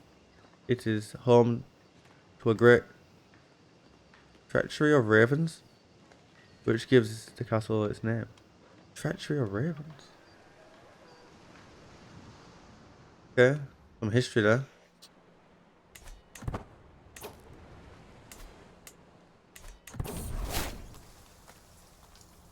Visit the location of the End of Muds. The second great kingdom and of the first men to fall in the Andals was that of rivers and hills. Kings of the House Mud fought violently and heroically, but even the famed Hammer of Justice, Christopher the Fourth, would fall in his 100th battle, with the house not long surviving him. Alright. I could get a chance to be one-legged. Oh, that's not good. But we have to do it because otherwise we get 62 stress. Oh, chop the wood. What happened? Okay, stress decreased, but we did get sore muscles. Okay. Ruins of Old Stone. The ruins of the castle of the Mud King still remain. They are old, and some say they are haunted. Okay. And we're going up to the booming tower. Seaguard has stood against the Iron Men and their assaults for untold millennia. In the end, the booming tower was constructed. Its sound can be heard for miles and miles. Courtship.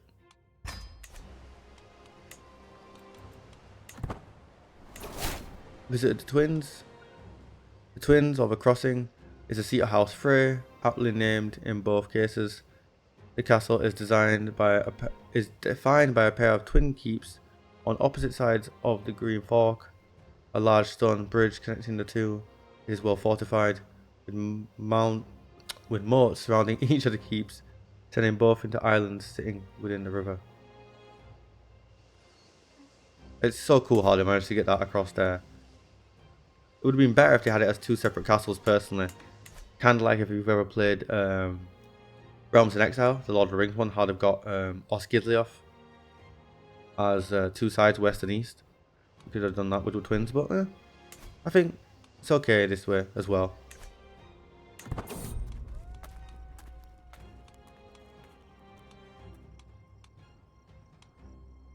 Paying provisions for random money. Another wanderer trait. Good, good, good. Far and wide of the people. Knowing the land, navigating the wilds. Which one's the one that lets me... Is this one? No. This one, tutoring trip, I want that one. That'll be very good for whatever child we have. Hopefully a son. Women don't do well in Game of Thrones. Unfortunately. Right. Harrenhal. The stories of Harrenhal do not do it justice, I believe. No occupant has dared to take the challenge of rebuilding a once grand castle. Instead, it lies in ruin. It is far bigger than any castle I've set foot in. Even the Red Keep can't compare. The once great towers have been cracked and bent by dragonfire long before my arrival. Harren the Black had faith in these walls, and his line ended within them. The castle serves a reminder that the dragon should not be challenged. He was a fool to bend the knee. The crowning of Teagues. What the heck is the crowning of Teagues? This bit in it. The last great river kings were the House of Teague, infamous both inside and outside the realm. They secured their crown for raiding the Westerlands and were crowned at Maidenpool. Visited Jonquil's pool across the Seven Kingdoms and beyond. The love story of Florian and Jonquil is told, and here lies the pool from which Florian first laid eyes upon his love. Okay. Jonquil's pool. Maidenpool was home to the famed Jonquil the Maid and our hero Florian the Fool. Due to this, it has seen pilgrims come from all across Westeros. Okay. I thought there was like 3 things he had to see. I can't remember. Pool more. I think that was another one we need to look at. Pool more. There's pool. Oh, okay. It's kind of like the same sort of love story thing. Alright, back into the Crownlands. And journeying to its northern edge. The Whispers. An ancient castle now consumed by the Godswood. Some say the whispers of Sir Clarence's victims can still be heard, especially upon the decapitated walls where the heads once stood upon pikes. Who is Sir Clarence and victims? That sounds like a serial killer or something, man. Crab Treasures Cove. While Claw Isle is not as well situated as Driftmark and Dragonstone, House Celtigar. Oh, son of a gun. House Celtigar has long sought to protect and grow its economic power, often at the expense of neighbouring cracked claws, and thus they have made a great treasury. What the heck does that mean? Don't know. Dragonstone. As I wander the tunnels of the Dragonmount, I struggle to comprehend the size of them. Dragons have nested here for centuries, and yet here I am. Oh, right, I was going to say I got an egg. Anyway, I enter what must be the hatcheries. I would have investigated further had I not toppled over a pile of scrolls. Upon closer inspection, I'm slightly dismayed to find that most of them are unreadable. But one is, it details how the island's dragon keepers nurtured the eggs until they hatched. Nice. Okay, first we visit the Hall of Tides. When House Valyrian moved their seat, they spared no expense. Roofs of beaten silver, tall towers, and a hall as grand as any in the realm. None can doubt the prosperity of Driftmark and its masters upon seeing it. Port of the Sea Stake. Under Corlys Valyrian, the port of Spicetown came to surpass Duskendale and all other ports of the Blackwater Bay, barring King's Landing. Ships from all across Westeros, the Free Cities, and even the Jade Gates can be found here. Jade Gates. I am assuming that's the lands over here, coming from these rivers and stuff. I wonder if ever they'll add all of Essos in. It'd be a one hell of a game at that point. You'd just be like, you've got your pick of what culture you want to be, how you want to conquer. It'd be great. Anyway, where are we? We're over here still. Castle Driftmark. The Merlin King's Pact. Okay. When the forebearers of House Valyrian first arrived in Westeros, they had nothing, no name, no lands, no fortune. Yet the Merlin King saw their greatness and made a pact with them, bestowing upon them the Driftwood Throne, the Isle of Driftmark, and the title of Lord of Tides. From this pact, House Valyrian has grown to become one of the greatest houses of Valyrian descent in Westeros, second only to the Dragon Lords themselves. Okay, fair enough, that makes sense. Another dragon enters the world. Princess Elena Targaryen as Zeragon. Sounds like dragon but with a Z. Zeragon. Or the dragon. Milk Eye's Port. Justin Macy, known as Milk Eye, was an infamous pirate king who fought off the Duradon Storm Kings and raided any trade along the Narrow Sea and Blackwater Bay. Wow. Piracy. Right, well, we return back to King's Landing for oh, no, you're a terrible goat. We return back to King's Landing for a small bit before heading on to our contract, I believe. Back through Harrenhal. Hired Muscle, remember. Let's get on with the task. What's our. Okay, we do have 100%. Just gotta wait for it to get up there. A daughter! Naheris. Naheris? Yeah, Naheris DragonWolf. That's a cool name. I like that. Naheris DragonWolf. She's hale. She's of the faith. Of the culture. She's wonderful. May you go strong and wise, daughter. What? I don't see why anyone would want to kill me, but we successfully achieved that one.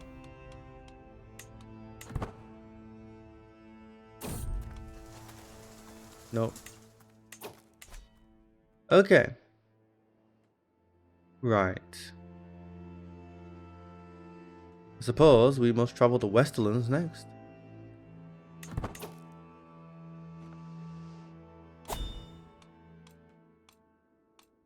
First we're going to the castle and see what's what.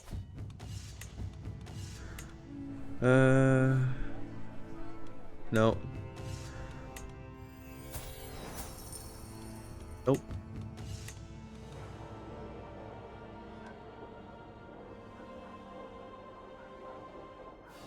Yep, do that. I'll get another Another dude in. Why not? They're back. What is that? Like epic music playing. We should mingle with local cultures at the tavern. What's the hooded figure? 100 for you. I mean, you are good, but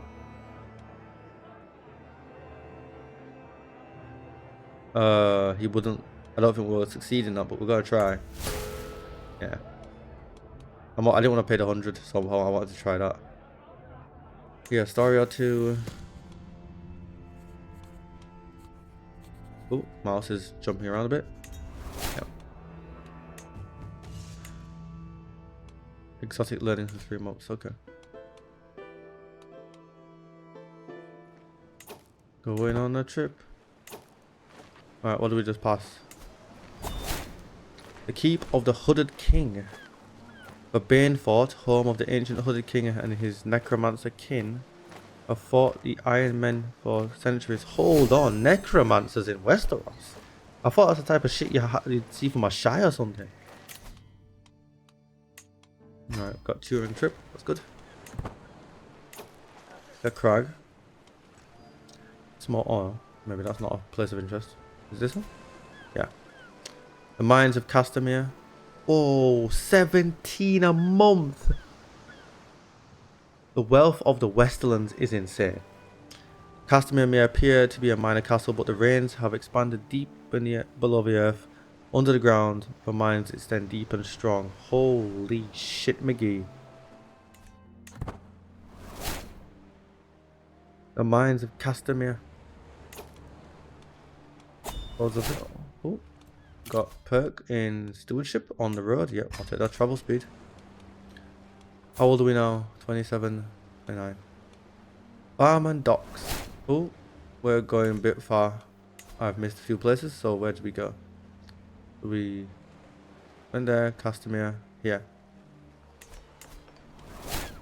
Farm and docks. The Farmans have long been a notable naval power in the Westlands, loyally serving House Lannister against the detested Iron Men and other would-be pirates. Alright, and then we've got Landsport Watchtower. Beast fires have long served as an early warning for Lannisport and the southern Westlands against the Iron Man raids, its tower lighting at the sight of their longships. Okay. Then we're into Casterly Rock itself. The infamous. Look at it. Look at the rock. Look at the rock. Just epic. What a castle. Like, it's the most impregnable castle in Game of Thrones. You cannot get into the rock normally. Like, Riverrun has... Where's Riverrun? I've lost my bearings here. Riverrun's a pretty castle. It's probably one of the prettiest. Like, look at it. Very pretty. Very pretty. But that's all it is. It's a pretty little thing. That's a serious monster. Right. Let's read about Castle Rock. Because, again, 17 a month. Wealth is insane. Said to be 3 times the height of the wall. My god. The massive Casterly Rock is a source of House Lannister's wealth and power. The mountain is home to an abundant supply of gold, and thousands of years of mining have filled the rock with tunnels that now form hallways, rooms and courtyards, one of the largest castles in Westeros. Yeah, that's just ridiculous. Like, if I was to build a castle, this is how I would build it. Build it into the stone. Oh man, that's so cool. Anyway, where are we? Lion's Keep. Lion's Dock. The docks of Lannisport, while not as big as those of Volantis or as secure as Bravos, attract ships from across the world. Legends of the Gold of Castle Rock are known. From Ashai to Ib, the merchants will always seek out gold. Then you got Land Sept. The Sept of Lannisport, commonly called Land Sept due to the erroneous belief by the small folk that was built by Lan the Clever, is one of the great septs of the realm. Its size and grandeur are third to the Great Sept and the Starry Septs. Okay. The Starry Sept is down here, isn't it? Am I correct? Yeah, that one. That's quite pretty. The unique models in this mod are just... Mwah. Chef's kiss. Top notch. Unbelievable. Great work. Alright, now where have I gone to? The Midge Inn. Along the Gold Road near Hartfield Hall lies an inn simply called Midge Inn. No record remains of who Midge was, but it being called that for centuries, with many believing it was made by someone who sought to own inns across all the 7 kingdoms. Is that what? I don't know. The lore behind that completely goes over my head. I'm only a TV watcher, okay, and occasionally I'll watch the TikToks about some explanations of some of the lore of Game of Thrones and the world of A Song of Ice and Fire. But other than that, certain things like that obscure lore go straight over my head. No idea. The green fields. Cornfield has long been the breadbasket of the Westerlands, with its lush and bountiful harvests going to support Lannisport and the Rock. Okay.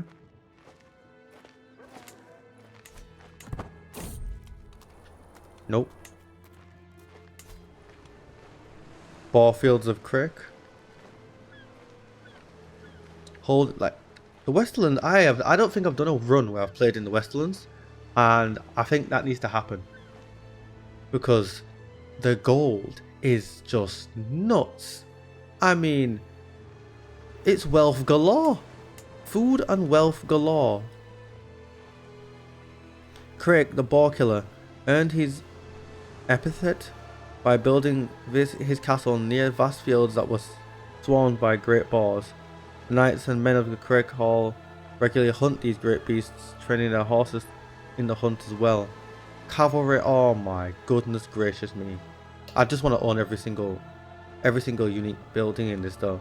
That would be the danger, because that's what I'd want to own, everything. Just to be super wealthy, great cavalry, riding out from the Westerlands to crush the foes of, well, myself. We might have to do that. Might have to do a Westerlands run at some point. That is just, this is just so cool. There's just so much wealth around here.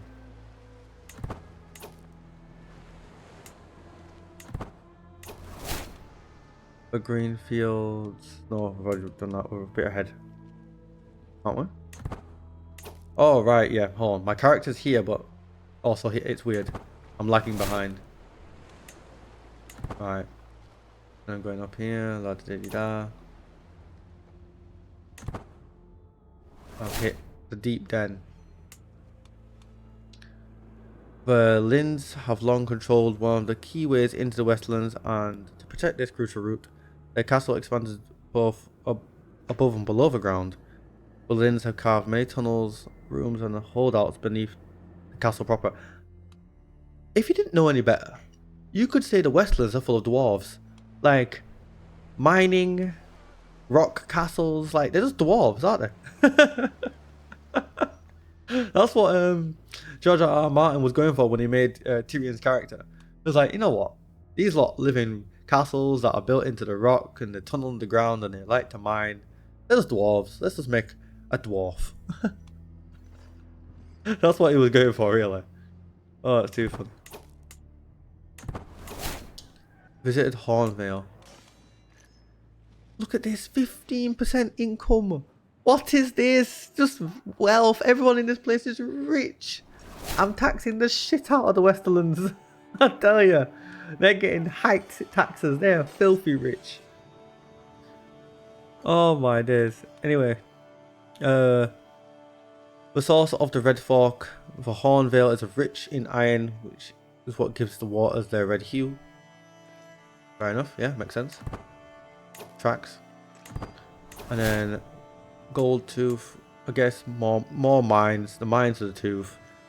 As the settlement grows, more and more ore is being extracted. The influence of competent engineers allows for the construction of an actual mine. Oh my gosh. Yeah, you can marry each other if you wish. Who am I to stop love? Should head back to camp. Go, you can do that in this game. Spies tell you secrets. I'm also going to start a romance against her. Let's see if we can get this romance done before we end the episode, actually. Win a sparring match, she likes that. There you go, lassie. Have it. Look at the muscles. Let's visit the castle holding whilst we're doing this as well. To join our camp, there's plenty of freedom. No. Skill improved. Nice. No one's worth it here. Nope. Wouldn't mind hearing a story or two. Alright, so who's up for recruitment? Old people that I don't want. Supplies. It's expensive to buy these supplies, you know. Oh, clumsy me.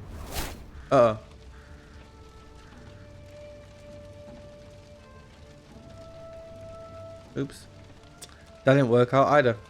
Right, traveling treasure map.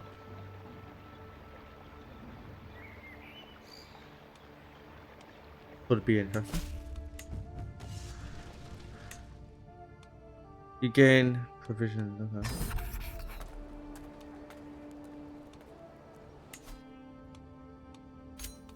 Travel with camp. Costs small provision. I don't know where the treasure map is going.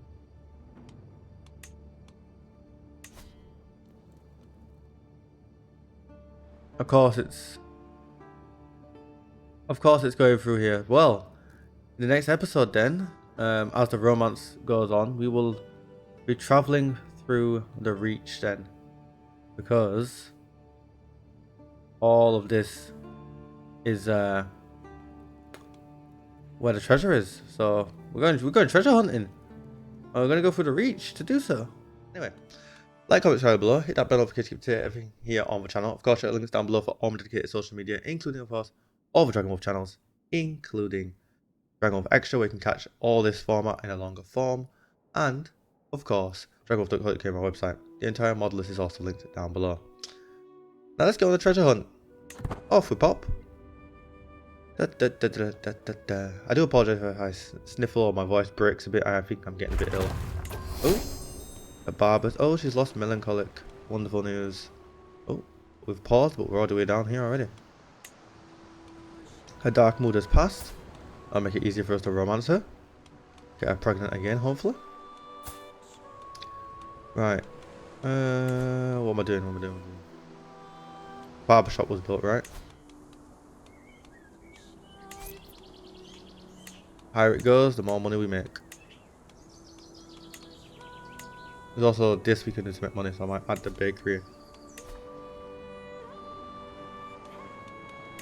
Yep.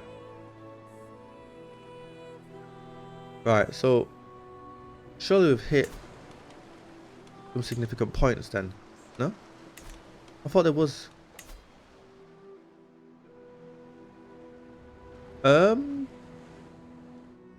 What nonsense is this?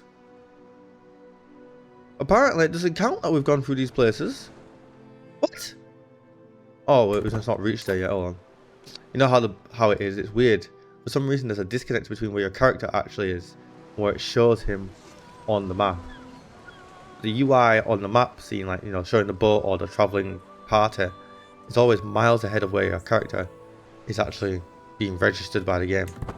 So we're only getting there now. Right, okay. You can see my voice sounds a bit croaky. So yeah, I do apologize. Right. Visited the remains of giants of the Reach. Ooh. When giants used to be down here. That's crazy. Like, giants now are not even in the north, they're just north of the wall. Look at the disconnect on the difference of where giants used to be and where they are. Wow. Talk about forced migration, eh? Right, the ancient bones of the last giants of the Reach can be still seen along the shore of the Red Lake. It was here that Brandon of the Bloody Blade put them to the sword. Wow. Fighting giants isn't too bad, is it? Well, that guy he must have been tough as nails. Cold moat. Cold Moat stands as the principal stronghold of the North March, guarding the northern reaches of the Reach. Once the seat of the proud House Osgrey, it passed into the hands of House Weber through marriage and ambition. Surrounded by fertile fields and fed by deep walls, Cold Moat is a fortress of both stone and soil, modest in grace but firm in purpose. Its halls carry the weight of old feuds, shifting loyalties, and the quiet resilience of those who hold the border. Wow. Is there any sort of giant bone sort of thing peeking out? No, but that's a nice pretty looking castle, look at that. That one is as well. This one's significantly different, but same sort of green style. We're about to go here next, so stand fast. Stand fast is a stronghold of House Osgrey in the Reach. It is called a castle by courtesy, but more resembles a tower house. That's why it looks like that. I get it. That's funny. So they used to have this. That would be an interesting playthrough then, to play as these guys and try and get this back and so forth. Okay. Old Oak. I assume that's this one. Oh no, all the castles kind of look like this actually. It's not a unique model. Well, it is, but it isn't. It's like a cultural model for the Reach ones. Okay, pretty castles. Right, so Old Oak, the ancestral seat of House AGOT since the Age of Heroes. It stands as one of the oldest and proudest castles in the Reach. Its ancient walls have witnessed the rise and fall of kings. From this mighty fortress, House AGOT commands a vast stretch of the Ocean Road. I'm assuming this is the Ocean Road. Okay. I'm learning this. I'm learning things about the Game of Thrones map. The only roads I knew was the King's Road from here northwards.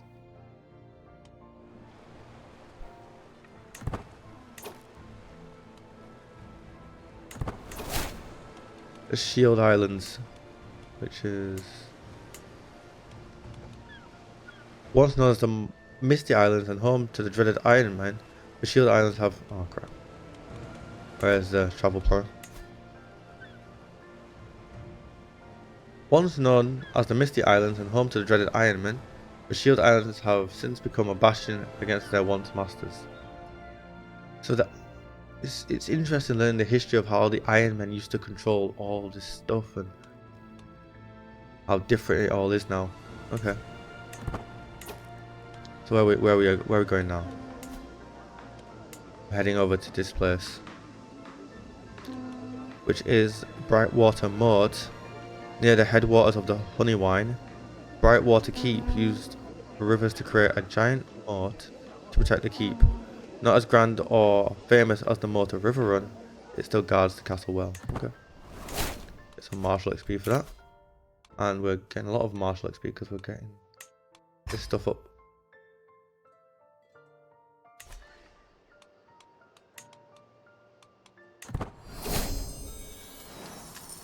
Treasure map, a bird in the hand. Okay. First, let's get this perk. Far and wide, companion. That. First 30%. Ooh. Right. So, as we arrive on the outskirts of Pepperglen, I followed a marker on our treasure map. Through the cliffs and undergrowth and the forest minor road opens up into a magnificent wellspring. A plethora of birds and grazing animals populate the spot, undisturbed by the outside world. I ponder the beauty of this location, and how all the creatures exist in a gentle hierarchy. Insects, fishes, birds and beasts. A warmness grows in my chest. This is a divine sensation, there can be no doubt. We have two in the bush. We gain... ooh. So she could barely contain her excitement as I mean, she is blind. I don't know how she can see all this, but that sounds truly breathtaking. I've spent... oh, we're telling her about it. Oh yeah, because she can't see. That makes more sense. I spent so much of my life searching for wealth and trinkets, for things that glitter. This is where I spend my final days in peace. Thank you, my friend. Oh wow. So she's... Blind and stupid. Wow. Bless her. Pleasure doing business. We get provisions. We get divine springs. Bonus. Okay. The deed is done. Yet we travel onwards. Going into Old Town. One of the most famous cities is where we go for university visits later on. And obviously the seat of Old Tower. First we go to the Starry Sept. The Starry Sept is one of the greatest keeps of all, greatest septs, sorry, in all Westeros. Once home to the High Septon, it remains one of the most sacred locations for the faithful. Checkered Square. While Old Town has many markets and storefronts, the Checkered Square is the most famous. One can find goods from the Sunset, Summer, Narrow, and even Jade Seas.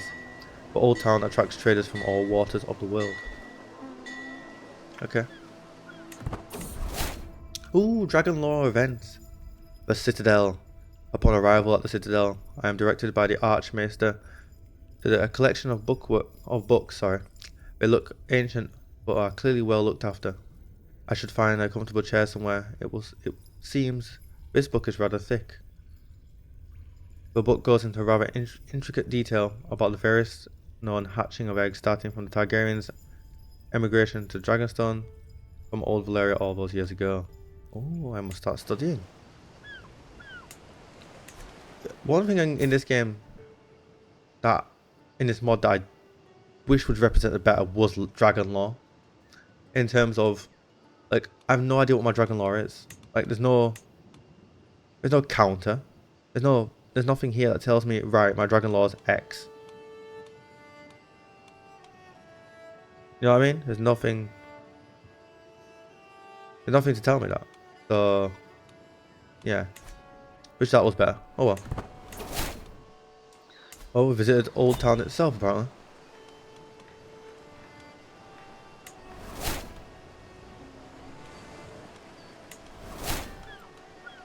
Port of Limond. Okay. Well, Old Town has always been a port of import. That's just weird. Anyway, whilst Old Town has always been a port of import, the docks and wharves were revolutionized by Limond Hightower, known as the Sea Lion, who brought Old Town's strength to the waves. Okay. The 7 Shrines.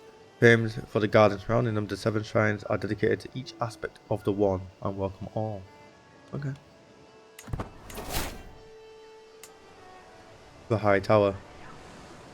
The High Tower of Old Town rests upon an ancient black stone fortress of Battle Isle, already giving it ample protection. The tower itself is several hundred feet tall, with each level having its own walls and turrets. Wow, that's crazy.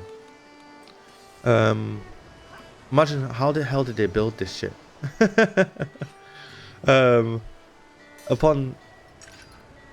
Upon the top is a great beacon welcoming all to its harbour. So it's a lighthouse, a fortress. I mean, it's insane. It's a lighthouse and a fortress? What the? Wow. Gotta do a run here as High Tower.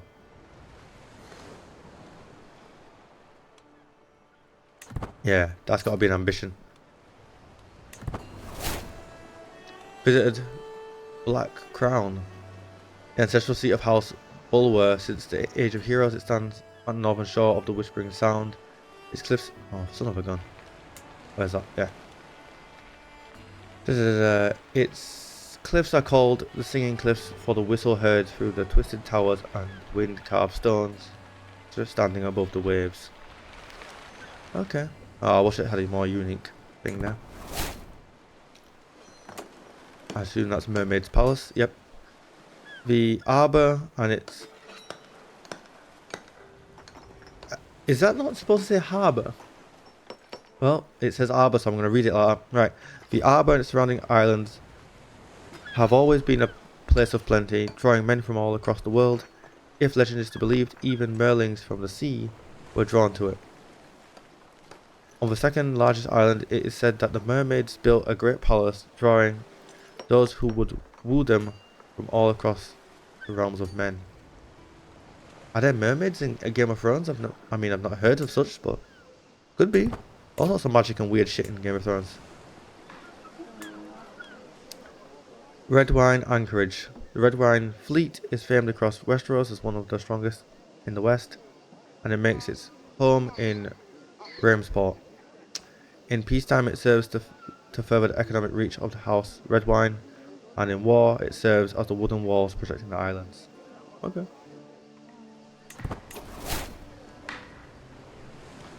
What do we get for that stewardship bonus?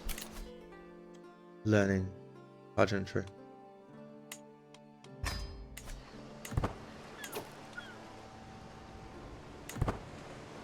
Back through Old Town.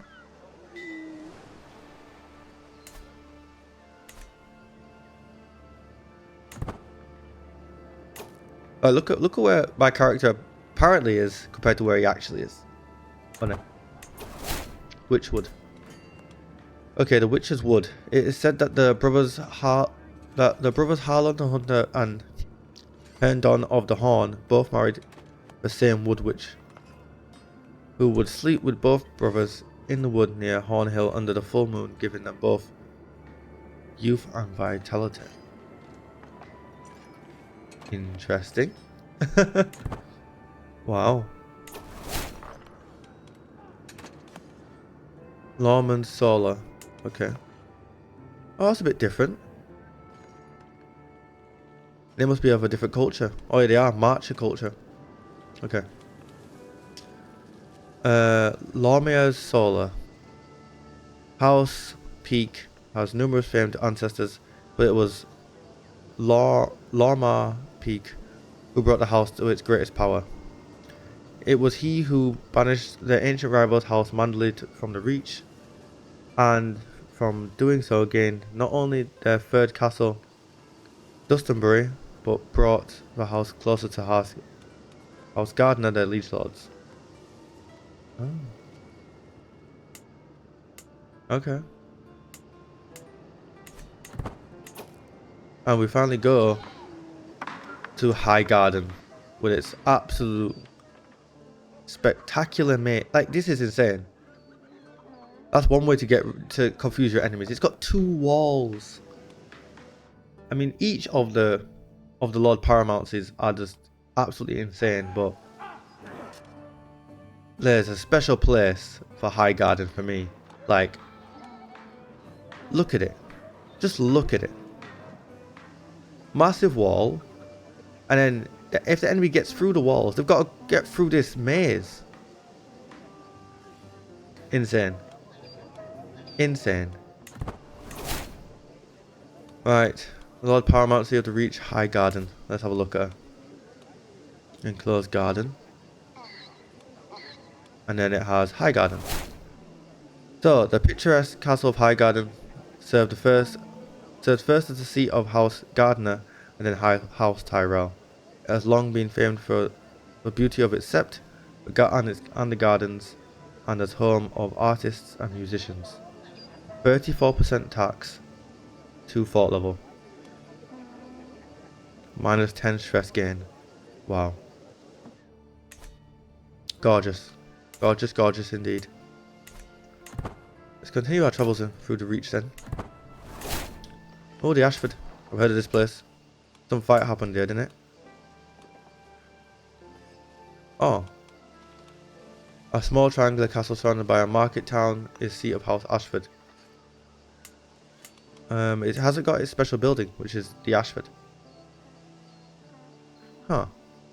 Wonder why. Is it because it's an event happens here later on when it gets that? I don't know. Car outside. Oh no, let's rest. Not get anyone ill. Visited the Bow and Apple Cidery, famed across Westeros for its progenitor skills with a bow. It is rather from the making of apple cider, or something. What else did it say? That encircled cider hall. Okay. It is known The people of Cider Crossing seem to profess a special devotion towards their captains and their legends. Sir, the captain says, bowing his head, it is most fortunate that you and I meet at this crossroad, for I am in search of a marvellous fountain from which its waters is said to cure all illness. If you were to help me on my quest, I shall pay homage to you. Forget about this foolishness and just join me as... Failed a 92% chance. Oh, damn it. Intrigue. Get this, that one up. The spider skill. Special tree for this Game of Thrones. Friendly clamor. It's tough to describe what's so appealingly intimate about the low buzz of a camp settling in for the evening. Maybe it's the discussions of distant places we've all been there already. The mixed screams and forced politeness from the barber's tent, or even the bitter jabs of Oren and Humphrey bickering as ever.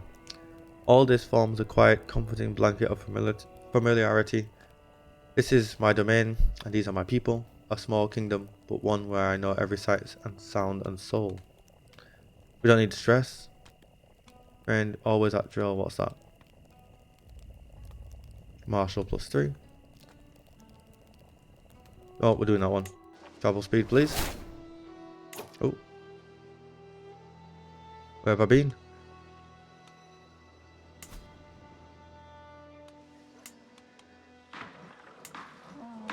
This place.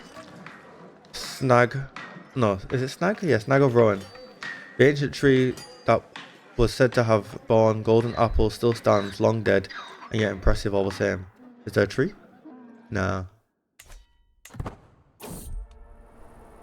Bandits. We shall fight them. Never mind, we didn't fight them, we intimidated them. Bitter Bridge. In the Faith militant uprising, the Battle of Stonebridge was so terrible that the Manda ran red with blood, and the enmities created that day caused all who fought there to refer to the bridge by a new name, the Bitter Bridge. Oh. Okay. And there is a bridge there. It looks a bit different than that one. Looks like there's a bit of blood on it. Okay. Wow. No one washed it afterwards? Like, they just left it there? Blood stained forever? What the hell? And that concludes our journey of the Reach. My marriage to Ethel has had its ups and downs, but lately things have been different. There have been arguments, mostly about minor things, but some of them have elevated into screaming matches. Oh. And for the life of me, I can't figure out why. Things have been so well and I've done nothing more than the best to win her heart. As I watch her now from the doorway of the bedchambers, I wonder if the time hasn't come to resolve this once and for all. Or if the attempt would only wind up in yet another fight and worsen the divide. Go ahead, romance her. Oh, it worked. What a relief. Ethel was hesitant to speak at first, but at my urging eventually confessed that the frayed atmosphere was a response to her doubts about our marriage, our future, and what the real meaning behind all my attempts to court a woman who, by all accounts, was already mine. I assured her as plainly as I could, but my courting her held no ulterior motive. I wanted our marriage to be a happy one. I was simple as that. Her face brightened at my words, a relief palpable, and afterwards we talked for hours and hours. It seemed long into the night. We held hands and expressed words to each other we hadn't dared to beforehand. Not all marriages are filled with love, it's true. Now ours is. She shall become our soulmate and we shall lay with her. Although she is already pregnant, but be that as it may. Heresy? The door to my tent opens and Oren stands in front of me with a sort of bow. He starts, I apologize for interrupting you, sir. You not see I'm laying with my wife? But I bring news that may be of your interest. I was resting at the King's Arms, drinking with a group that revealed themselves as servants of Lord Humphrey. They have no qualms about talking about their liege. What of him, I asked. Managed to learn a secret of... Oh. Ooh. Get a strong hook on Lord... No, on him. No, I want one on him.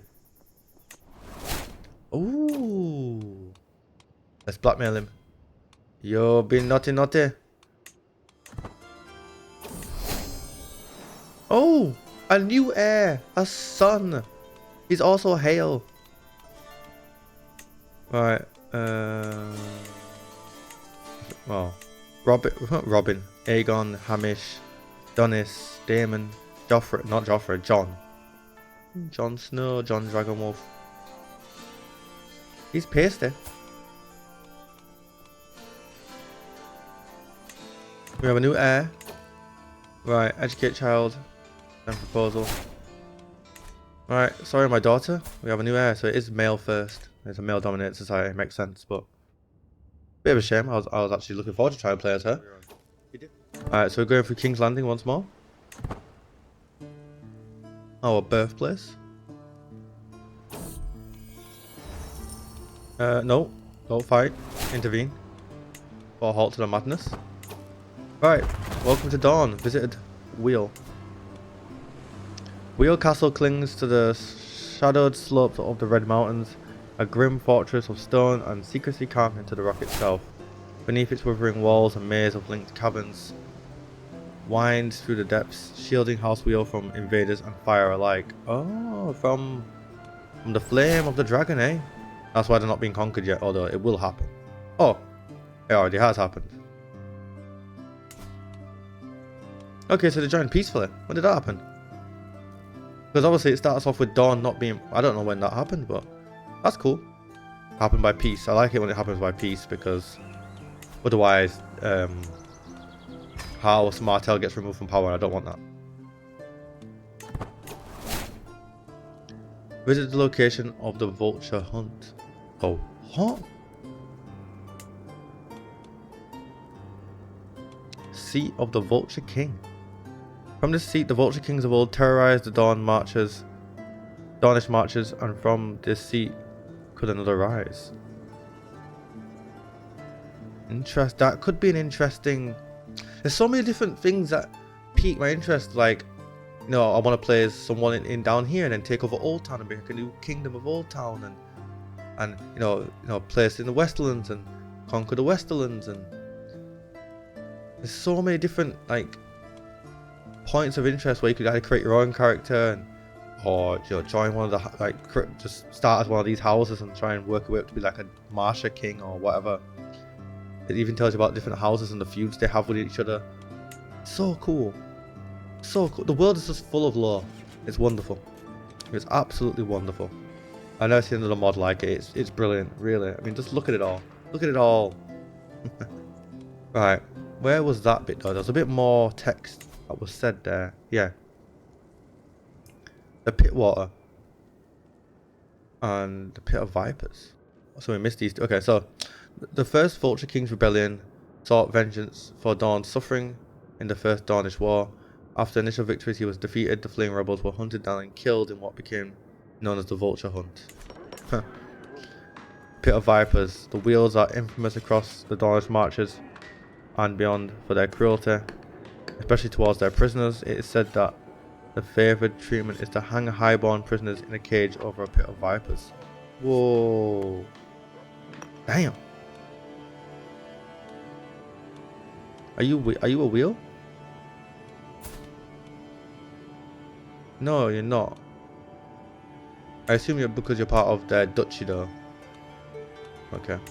And they used to own that. So see, you could expand out as a wheel and control more of this.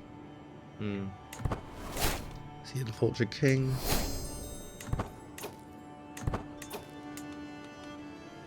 Kingsgrave. Kingsgrave rises solemnly and remote in a stony heart of the Red Mountains. It's austere towers guarding the pass like silent sentinels. Named for the fallen king buried beneath the walls. Its halls, the very stones seem to whisper of blood and vengeance, and the height of old oaths. Which king? Wish I knew. Manwoody. Must be them, because they've got a dead man with a king on its head. Crown on its head. So. Soaring towers. Skyreach is famed for its overwatch of the wide way and its carved walls and stony towers. No enemy has been able to sneak past its formidable castle. Okay, where's that? This one. Okay. Yarnwood. Yarnwood Mines. Castle Yarnwood sits at the southern end of the Boney and Boneway and primarily serves as the seat of House Yarnwood. The mines, the settlement grows more and more stuff. Okay. Gaston Grey is the island fortress prison of Dawn, located in the Sea of Dawn. It is the fear of anyone caught by the Dornish. Okay, look at that. This is basically Alcatraz. Like this is Alcatraz. Oh god. Merling Port. Despite the arid desert that is Dawn, even there they have tales and legends of Merlings. On the coast of the Sea of Dawn, a small port exists. It's said to have welcomed Merlings in the Age of Heroes as they travelled the seas. To this day it welcomes all seeking refuge from the perils of the sea. That's nice.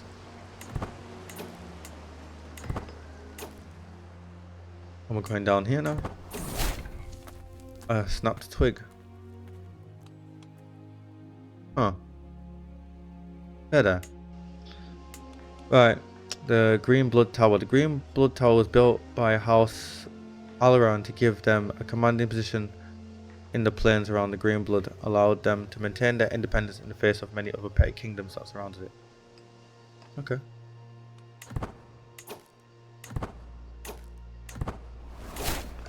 Lord Toland's Mad Fool. Oh, this is hilarious. This story is hilarious. House Toland resisted the dragons through trickery when King Aegon. Oh, damn it. We'll have to read it from the map, won't we? Yeah. So, during the First Dornish War, House Toland resisted the dragons through trickery when Aegon the Conqueror, that is, faced Lord Toland's champion, slaying him easily. He discovered the champion was in fact the Lord's Mad Fool, and Lord Toland himself had escaped. That's hilarious. That was too funny. Now we're back down. Household guard. You got one. Spotswood. Oh. Right. So, Spotswood, the seat of House Santagar, stands amid the lush green woods of Dawn. Its fertile lands and forests make it a rare haven of life and shade in the sun-scorched realm. Okay.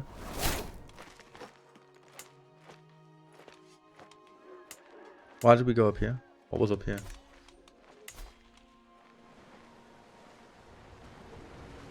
Broken Tower. On the coast of the Broken Arm of Dawn lies a tower of black basalt, a stone not found in the area. The tower is said to have been there before the Andals came and has always been called the Broken Tower. It is said that if one climbs to the top, they hear the waves crashing so loudly that it sounds like a hammer on an anvil. So where have we gone? Did we go down and then up? Okay. Oh, there it is. Look, there's the Broken Tower there. Cool. And there's whatever this is. Visit hammers. According to legend, the Green Seers of the Children of the Forest used dark magic to halt the migration of the first men to Westeros by causing a cataclysmic event known as the Breaking. The event shattered the Arm of Dawn into the stepstones on the Broken Arm, separating Westeros from Essos. Oh yeah, because this is so the Andals came in through here at the top across the sea, whereas the first men originally just simply walked across into Dawn and upwards.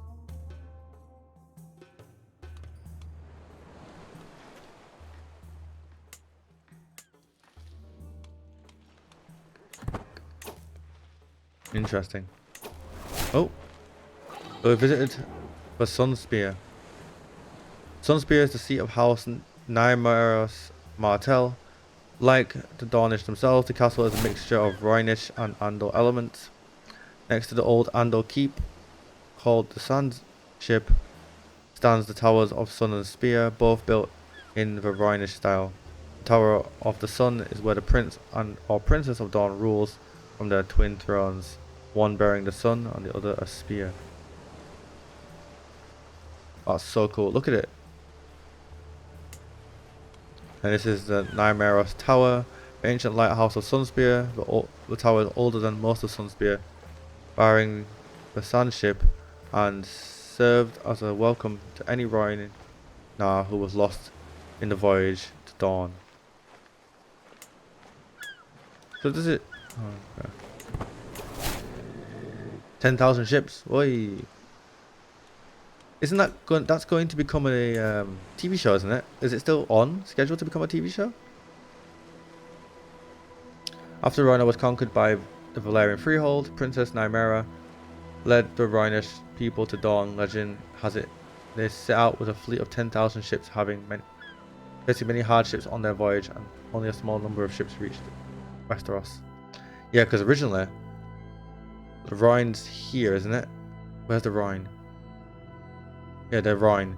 So they sailed down the Rhine, down here, down here, down here. Obviously, coming out here, they went south and they ended up at Soros, which is a hellhole, and they quickly had to leave there following calamitous events, and then sailed through this shit, which is a massive expanse of sea. I mean, look at it. There's no land besides whatever's meant to be here. And then they came to Dawn. Threefold gate. The three walls of Sunspear create a maze of alleys and streets that only serve to confuse an attacking force. The three walls only have one gate.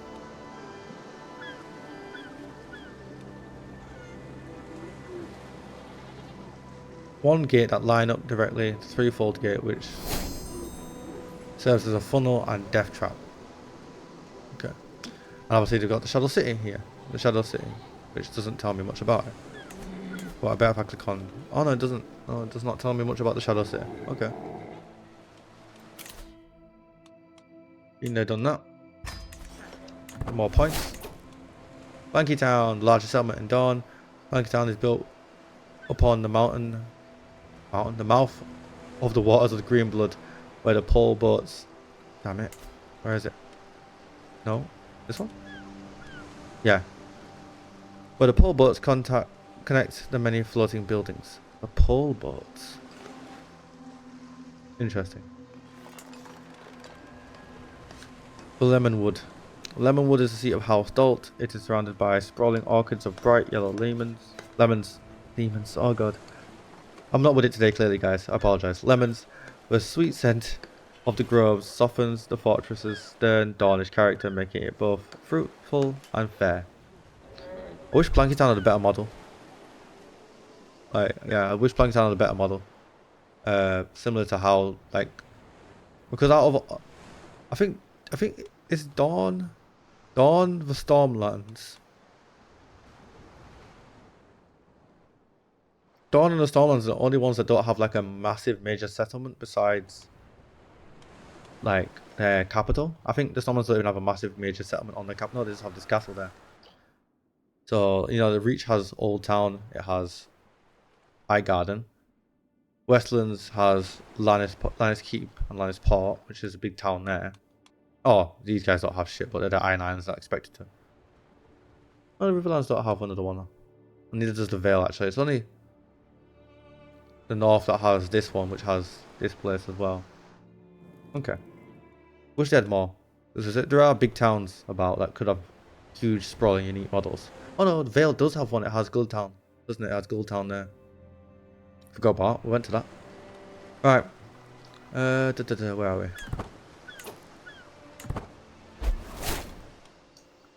Saltshore. Saltshore lies where the sea kisses the scorched Dawnish coast, its pale halls bleached by sun and salt spray, home to House Gargalen. The castle stands amid swaying palms and wind-carved cliffs, its banners snapping above the restless tide like whispers of an old salt-born Dawnish pride. Okay. We're going here now. Ruins of Vaeth. Var Faith? I don't know. The castle was burned by Aegon of Visenya after Tyrell's host vanished in the Red Sands. Oh, its scorched stones now a grim memory of lost men and long-held grudges. Is it? Oh, it's a ruin, so you have to build it and you get... Ooh, nice. Rises where... So, castle rises where the river meets the sands. A dusky fortress of oak and stone, watching over the waterway that bears its name. Long a seat of quiet ambition, House Valyria has played its games in the shadow, favouring patience over pride.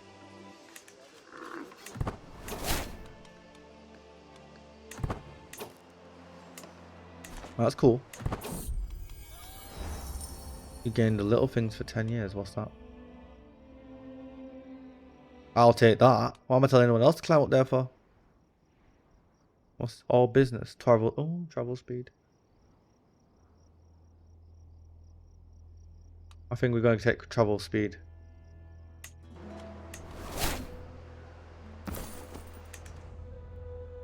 I visited where? Hellgate Hall. Oh, we've missed a few things there. Hold on. So, first we visited this place, Lucifer's Ruins. That's interesting. Okay, so Hellgate Hall among the Brimstone was the seat of House Dryland, last kings of the Brimstone. King Lucifer Dryland, the last of his ilk, was sent to the wall after his defeat during Nymere's War. Hellgate Hall, Lucifer's Ruins. Oh, that. What are you doing? Lock.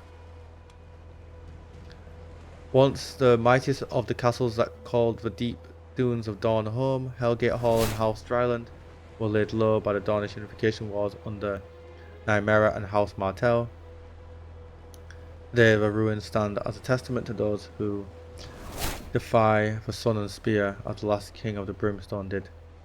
Oh dear. Hellholt. Ooh. Remains of Meraxes. Oh, Meraxes' remains.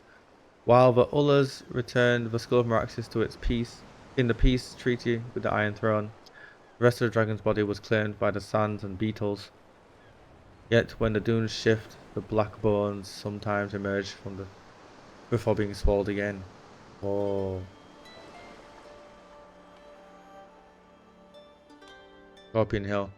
Ancient tomb dating back to the Andal conquest of Dawn. It has since become infested with scorpions, earning its local name. Danger +10. Oh dear. Well, we got past it, so we're not going to die. Starfall with Palestone Sword. A famed tower named for House Dane's Sword Dawn. The Palestone Hall is tall, giving Starfall a strong command of the surrounding areas. It has proved to be a double-edged sword, however, with members jumping from its heights when they fall to despair. Damn.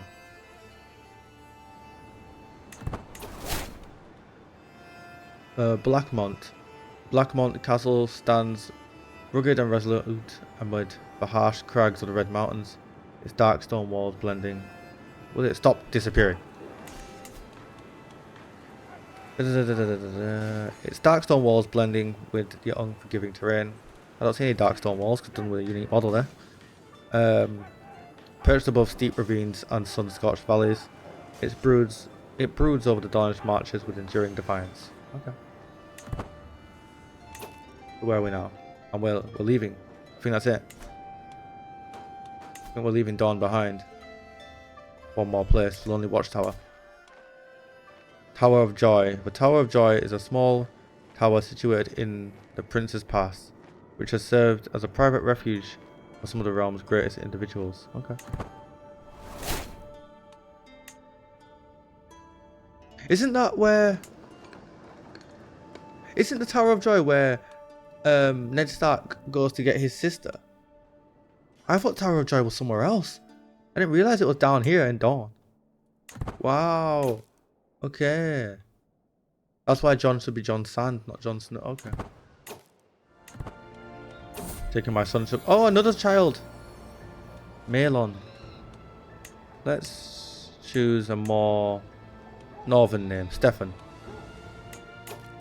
And you will educate Stefan. Oh, he's quite smart. So, do like, comment, subscribe below, hit that bell notification to get everything here on the channel as we plan our visit to the Stormlands. Of course, share links down below for all my dedicated social media, including, of course, all the DragonWolf channels and dragonwolf.co.uk, my website. Travel. Let's go. How old our son then? He's 2.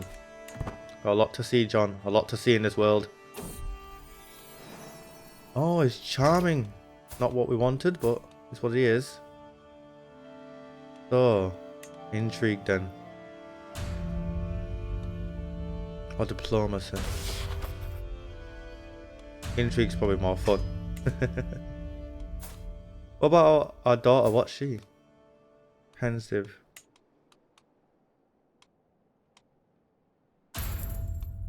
Who's that for her? You've not got anything yet? Ah, wish you'd been the one who'd been born with intelligence. I know a cure for this.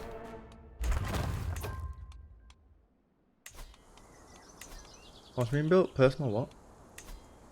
Oh. Yeah, good luck with trying to get any of this stuff.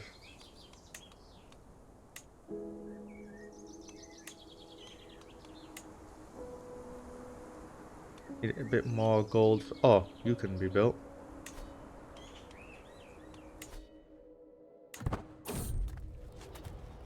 Nope.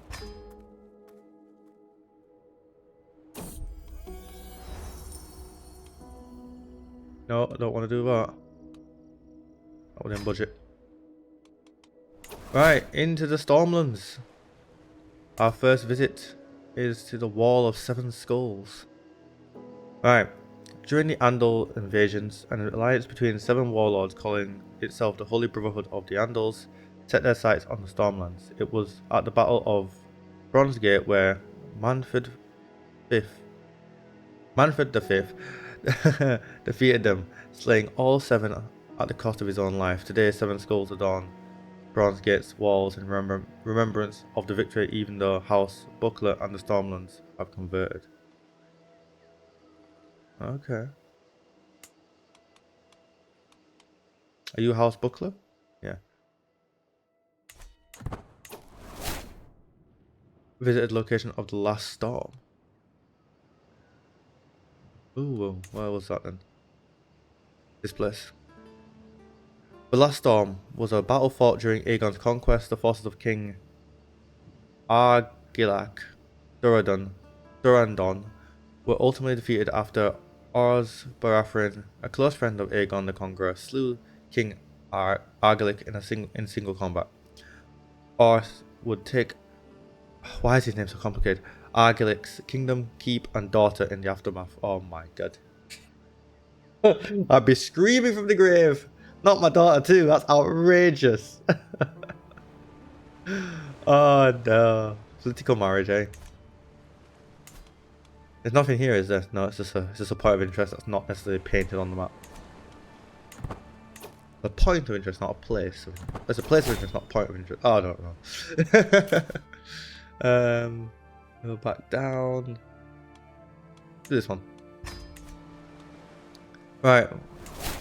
Storms. And then, oh, bit of glitch there. Graphics, but look at it. It looks very simple, but it is foreboding. Storm's End then, the Lord Paramountcy of the Stormlands. Storm's End was the 7th and final castle built by Duran Godsgriff to weather the wrath of the sea god, and the goddess of the wind. It is a huge fortress consisting of the Fist, a great tower which serves as a keep, granary, barracks and hall, multi-purpose, and a curtain wall made of smooth stone 100 feet high and at least 40 feet thick. That just seems insane to me. Like, you have to, like, in Game of Thrones, you've got to deep that these Lord Paramountcy castles are insane. Like, what? 40 feet thick. Like, do you know how thick that actually is? That's ridiculous. It is almost 50% of its height is almost about how thick it is. That's nuts. That's actually nuts. What a castle. Alright, where are we? So, Griffin's Throat. Griffin's Throat. Throat? Griffin's Alright, okay. It does say Roost. Okay. Griffin's Roost is on the western edge of Shipbreaker Bay, surrounded on the south, east, and north sides by water. Only the western side is approachable, though protected by a gatehouse which leads to a narrow ridge called the Griffin's Throat, which is the only way to the castle. Okay. Good defense. Yeah, you can see that it's got a narrow bit on the west. Yeah, good defense. Fair enough. Out to sea then. Rare trinkets. I don't want it. Evenfall Hall, the home of House Tarth. Evenfall Hall is the beating heart of the Sapphire Isle. I'm assuming this is the Sapphire Isle. Let's see if there's anything else said about it whilst I... Nope.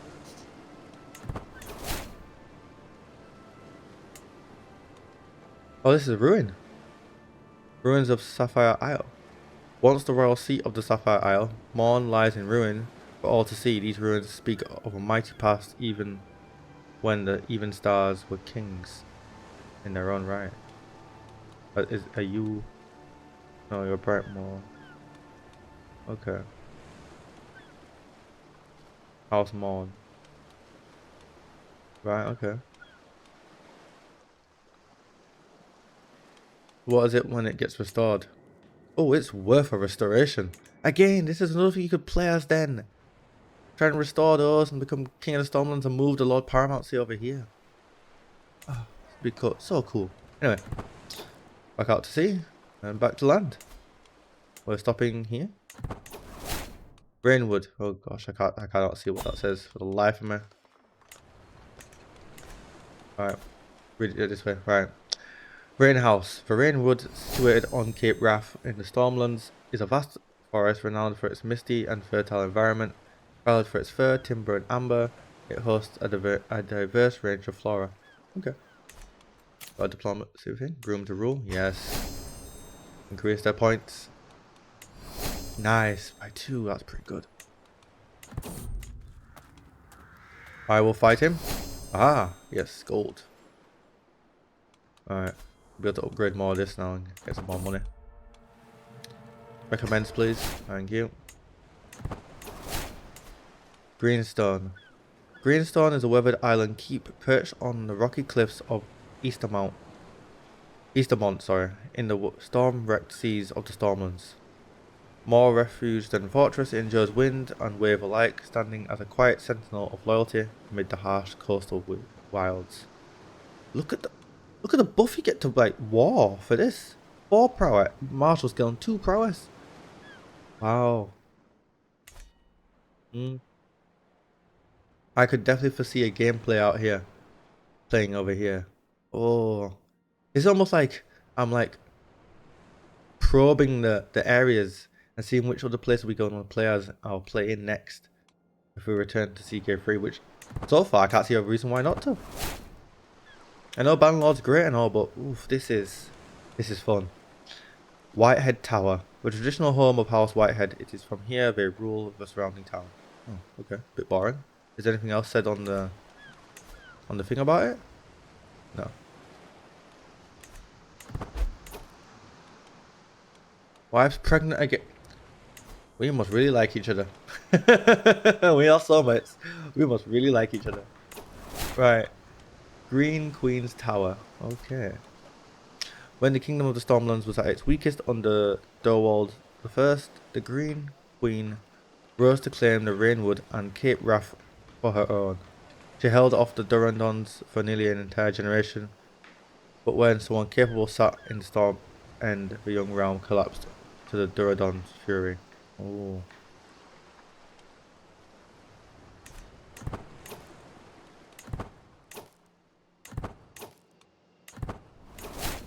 Walls of black and white. Stonehelm has long been one of the Marcher Lord's strongholds, well protected by its striking walls of black and white stone. It has seen the end of countless Dornish raiders. Okay. I wish I wait. Can you see by culture the Marchlands? Because I want to know what that would look like. The Marchlands are basically this, kind of, and then this. You could fashion another kingdom there. That's the thing. You look at this, you go, right, that could be a kingdom of its own. That could be a kingdom of its own. You know, you could carve out Harrenhal as a kingdom. You can carve out Crackclaw as a kingdom. You can carve out this and this. These islands as their own. So many fun playthroughs you could have in this game. Right. What's next? Is this a place of interest? No. Under a perk? For hero. Come on. The Depthless Moat. Blackhaven has long been one of the March Lord strongholds, well protected by its great Depthless Moat, which holds untold number of Dauntless Raider remains. Wow. Oh, the Dawns get their asses kicked when they come here. I know no one does well in Dawn, but Dawn don't do well outside of Dawn.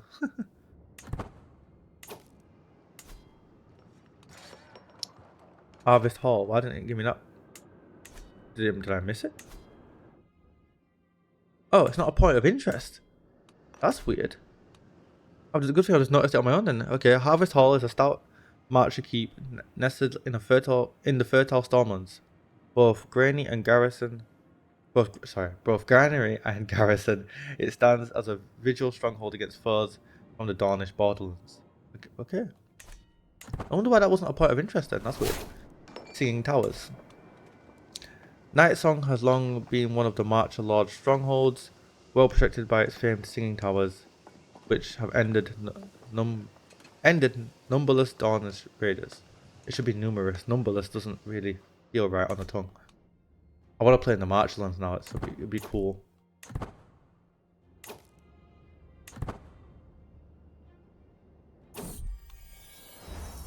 Find the ribbing of Maria. Tell a joke of your own. The tables on Tanzer. Life of the Party. Grand View. Where's that? This one? No. Where's Grand View? Oh, this place over here. Grand View is a stately hilltop castle rising above the fertile fields and rolling hills of the western Stormlands. Built of pale stone and crowned with proud towers, it watches over the land with quiet dignity. Okay. And is that it for the Stormlands? That is it? I felt quick, but it still took us 20 minutes. No, I will not pay you to join. Go away. Back through King's Landing then? Perhaps last time in his life. Right, where are we? Oh, a moving castle. Famed castle of House Reed Greywater Watch is renowned for being one of the greatest of the Anagam men. Castles, and like all others, it's said to move through the bogs of the neck, making it all the harder to find and attack. How can a castle move? I wish I knew the lore behind that. How can a castle move? There's magic in Game of Thrones, but like moving a whole castle seems a bit far. Right, through here now. Flint's Cliffs, sorry. Flint's Finger has long been a battleground between the Northmen and Ironmen, and Flint's Cliffs have served as a continual source of protection for the Northmen against the perils of the sea.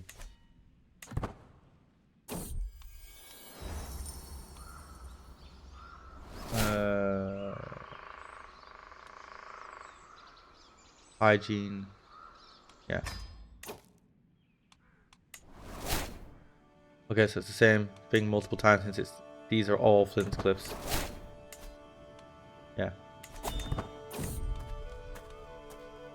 Fascinating. Do I get Wiseman? No. Damn.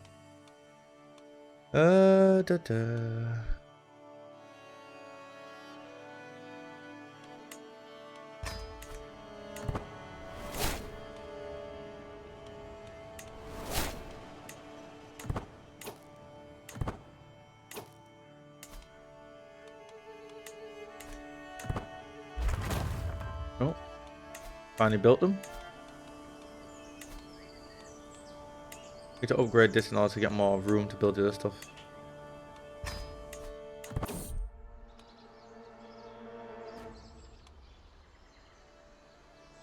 God, die, please. Ooh, we gained defender perk and we didn't die. There's no other option there, really, was there?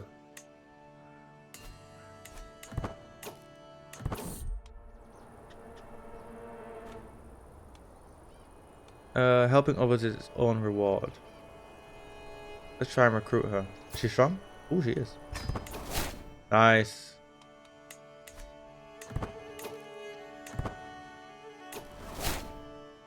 Right, the ruined gateway of the north. God, so the ancient fortress of Moat Killing has protected the north for centuries, even in its ruined state, with only the gatehouse, children's, and Dunkard's towers remaining. A small force can hold the moat against nearly any southern army.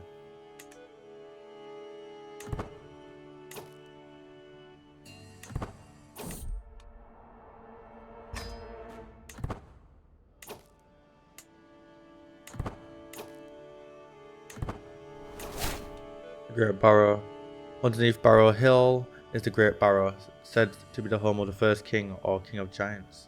Whoa, look at the holding taxes you get for this. This is a good place to hold.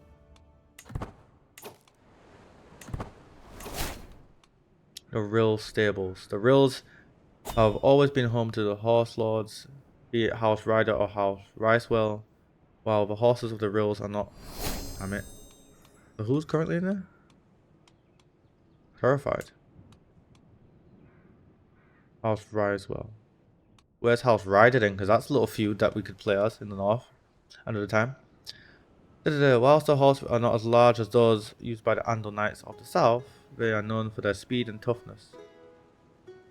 Okay.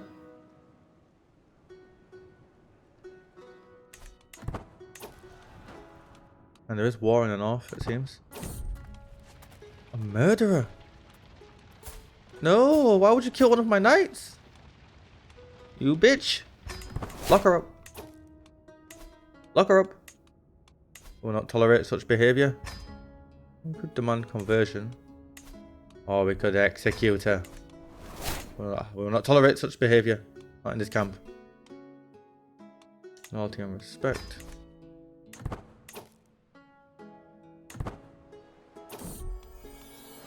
I know exactly where we are. Yep. Another son. I mean, my goodness. Children galore. Oh, he's stupid.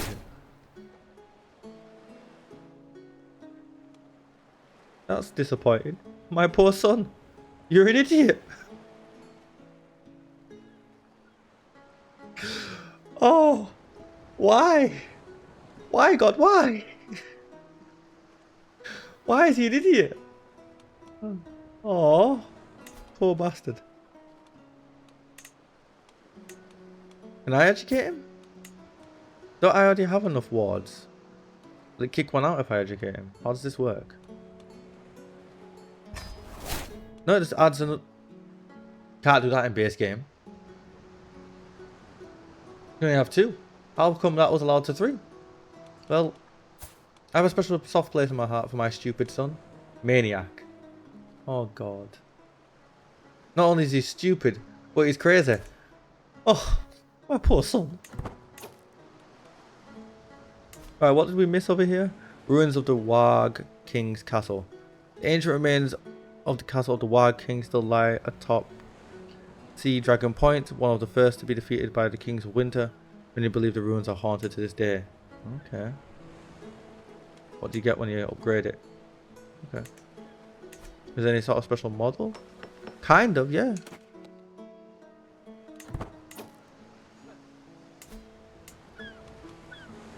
Mormont. Visit Bear Island. Bear Island is home to House Mormont. It lies in the Bay of Ice, off to the northwest of Westeros. It is picturesque and secluded, characterized by ancient oaks, towering pines, and rugged hills. Okay. And we're into the north. The second westernmost castle of the Watch, the Shadow Tower, serves to guard the Bridge of Skulls. Oh. Commit the union, you guys can get married. What do I care? The Bridge of Skulls spans the gorge and is the only way to go around the wall by land. It is, however, guarded by 2 castles of the Night's Watch, Charlotte Tower and... I mean, were you? You're terrible. By the way, you're blocking the event. Stands as a bastion against threats. Okay, one of the greatest project... Reading the wrong one. Guarded by 2 castles and Westwatch by the bridge, which is this one, which is a bit in ruins. The wall, one of the greatest projects erected by man. The wall stands 700 feet tall. And it's said that the rock, Castellig rock, is larger than the wall. Like taller. That's insane. It spans 300 miles across Westeros. Raised by Bran the Builder and manned by the sworn Brotherhood of Night's Watch, it stands as a bastion against any threats from beyond the north. My god. I think the wall, like, I love the episodes up by the wall. I think if they ever do Game of Thrones again, remake it like in 20, 30 years or whatever from now, they really should play into, like, if what's his name finishes the books and gives us a bit more explanation on what about the others. I really would love to see in-depth exploration around the others and the terror of them, because this is just insane. There's so many stories we could do with Game of Thrones. Like, we could see, like, you know, the first ever war between the others and the thingy. How did they build the wall? Like, all that stuff could be explored. That's a bit broken, the building. I think it's because I'm visiting the wall each time until I get to Castle Black, but it'll have its own unique one. The wall, Castle Black. Castle Black is the chief seat of the Night's Watch, serving as home of the Lord Commander. It is from here that the Order receives new recruits, trains them, and they swear their vows. Look at all the negative opinions. The development growth is crap. So many ruins.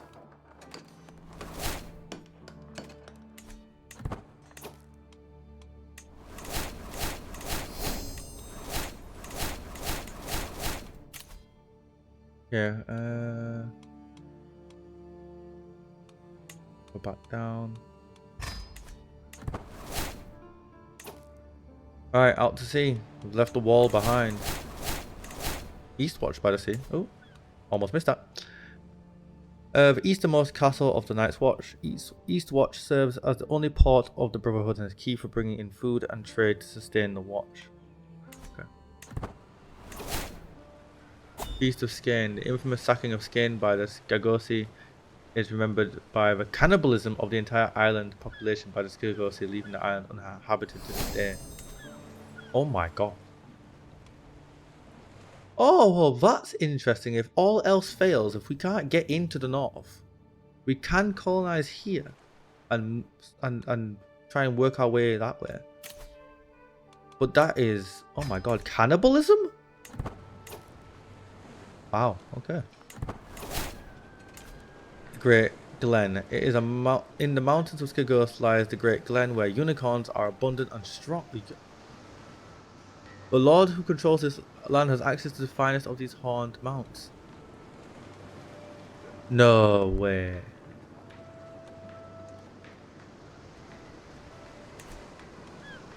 Tell me that as a Skagosi you get to have access to, like... How do I look at it?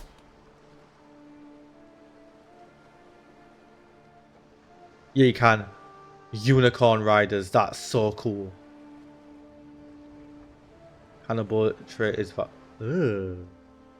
Okay, but say I've missed this. But I feel like unicorns should be a heavy ride horse one. But anyway, that is so cool. That is so cool. You can recruit unicorns. That's just cool. That is just so cool. I wish they had a more of a unique picture for them, but that's so cool. Unicorns. Imagine riding into battle on a freaking unicorn. What have I just missed there? The Grey Cliffs. The Grey Cliffs have long aided the Northmen in defending against threats from the Shivering Sea, as raiders and slavers often seek out vulnerable, isolated targets. Okay. And then Carhold, the Grey Moat. Carhold was a strong fortress even before Carl and Stark took possession, situated atop two hills, providing the castle with a formidable natural moat and defences. Carl and Stark. Car Stark. Ah. Right. Yeah, they're an offshoot branch of the Starks. If you didn't know, because for a long time I didn't know until I played CK3, and it literally says if you play as these guys that they're of the Stark dynasty. I didn't know either. Home away from home.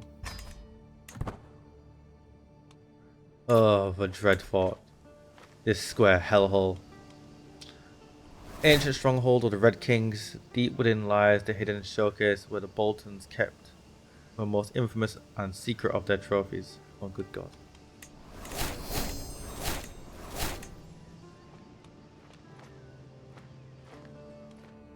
When you read the history about the Boltons and the Boltons have always been enemies of the Starks. Isn't it? Like, the betrayal was so coming, it was obvious.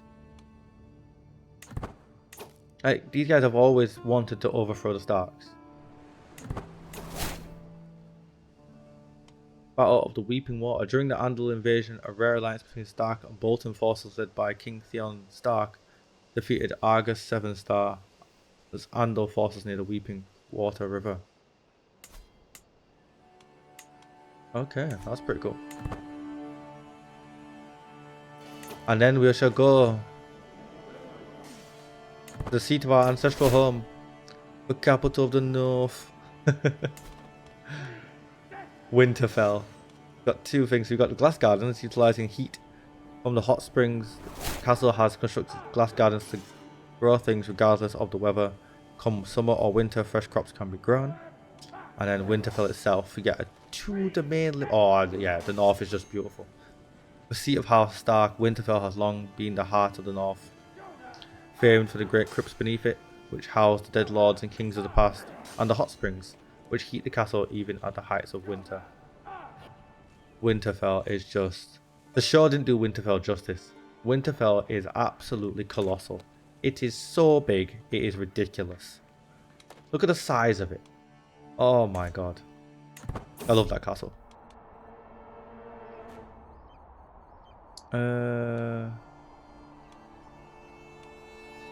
Oh my god, she develops pneumonia.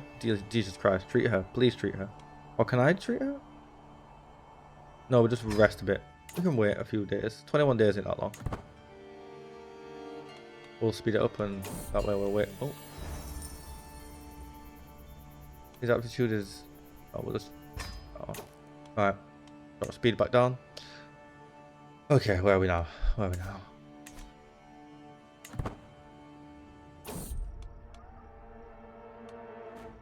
No, press onwards.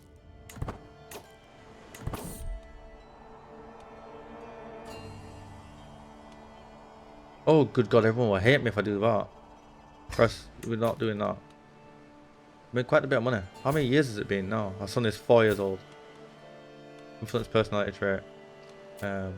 Ambitious, brave, temperate. Ambitious would be good because it will give him bonuses across everything, but also stress gain.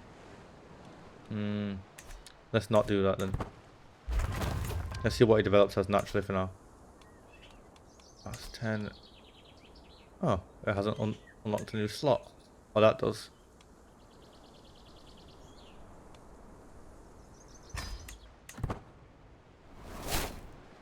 Widow's Watch. Since the coming out of the Mandalay, the eastern coast of the north are not as unwelcoming as in the past. Yet the coast is known. What? Yet the coast is still known as Widow's Watch, sharing its name with the chief stronghold of the region. Okay.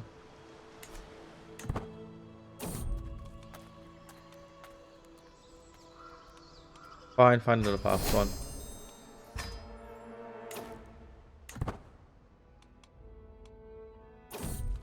Okay, so where are we now?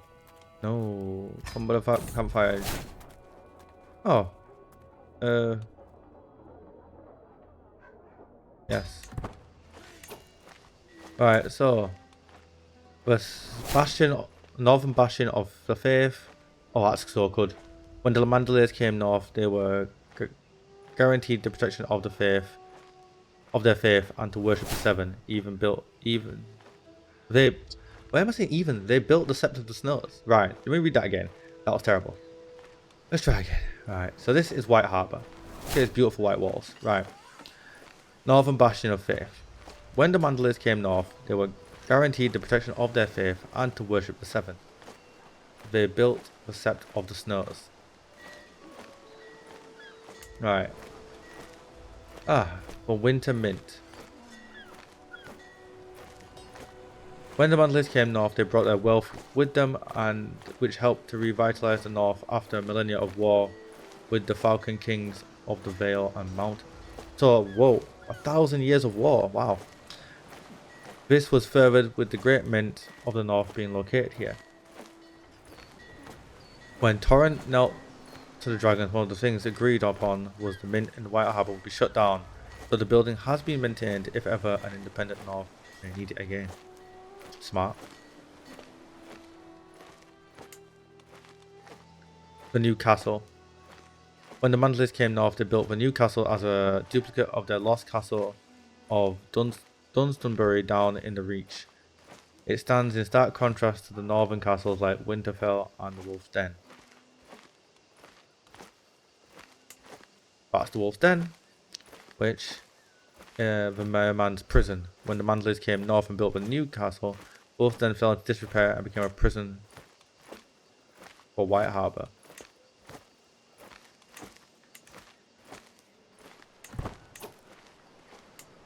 Right.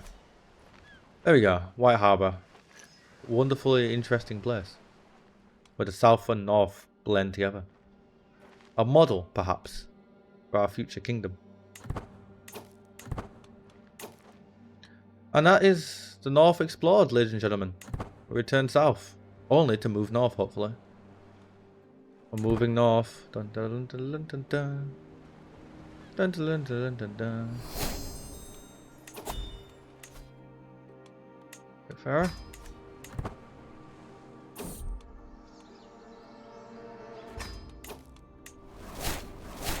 Oh, able to treat sick horses, cool. Right, we've moved to the north. Right.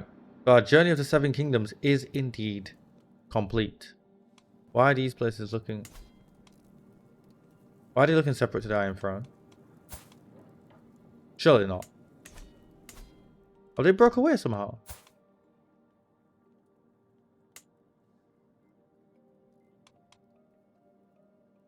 No, he's just defending. So they're not getting involved in the war. So they've technically broke away temporarily. It's in moments like these where you could take advantage and attack. And these guys wouldn't be able to defend them. You'd have to be quick about it and win pretty quickly before the war with the Seven Kingdoms concludes. We'll get into the mechanics of their Great War system. Or is it Great War system? Yeah. Later on. Training session. Nice.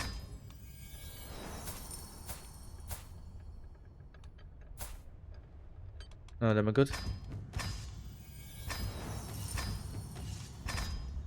Might hear a story or two. That was great.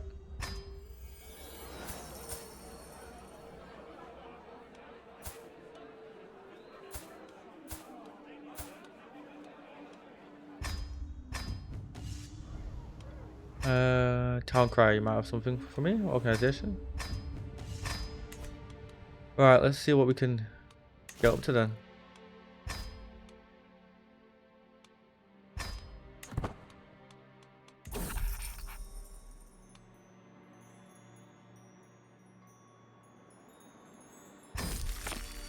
That was easy.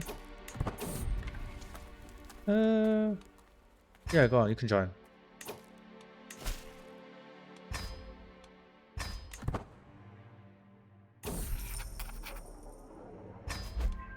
Architecture, okay.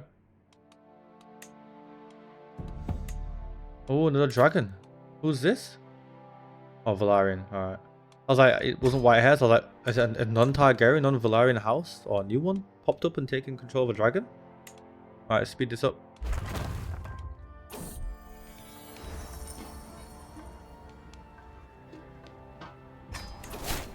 Got the ambitious trait. Good for her. Hopefully that's not dangerous for our son.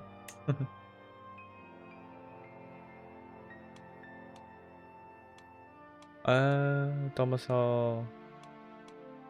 I think we should do this one.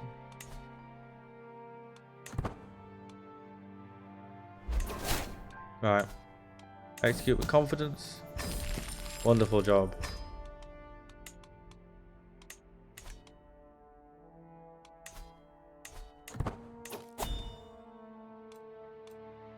Going to take the wheelwood. We don't need to do that right now. Oh, a daughter. What should we name her? Jenna, Isla, Daenerys, Valyria, Eleanor. I like that name.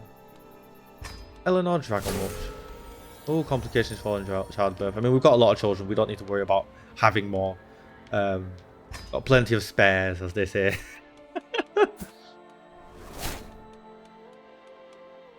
Educate child. No way I can have a fourth. Can I just infinitely educate children? That's ridiculous. Is that serious? Wow.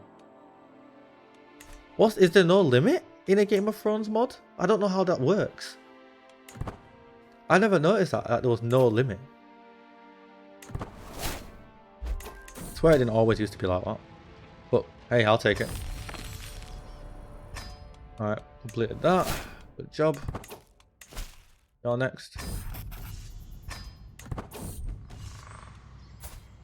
Ooh.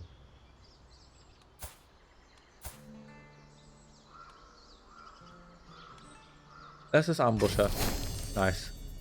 I don't want to risk death.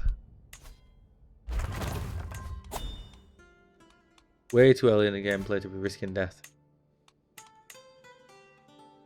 Oh, it's going to take a lot to get up to that to build. Anything that makes me money over here? Oh no. Anything that I can't even see what makes you money over here.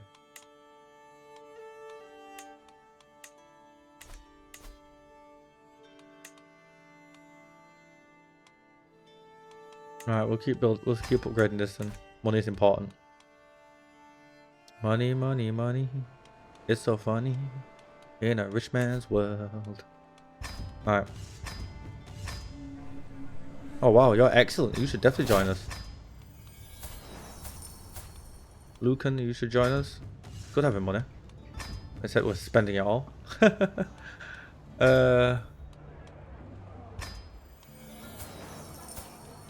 None of you guys.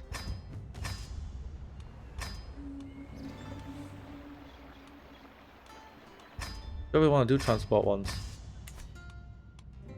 Because you end up going too far away, right? Let's move the camp here. Winterfell, how much that gonna cost me? Not much. Go.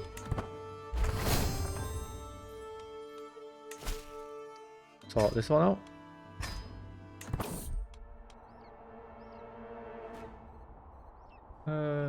We get better horses. Oh no. Oh, we have no choice because otherwise I get stressed.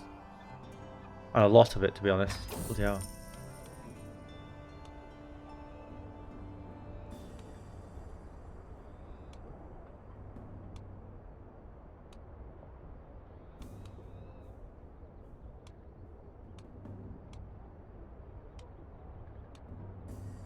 I don't understand why you choose this one. There's so much risk. There's no benefit of choosing. I don't know. Maybe that option's not always there depending on your traits. I have no idea. Welcome to Winterfell then.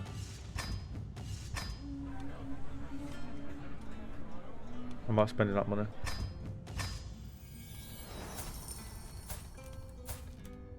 Half is a good captain to have.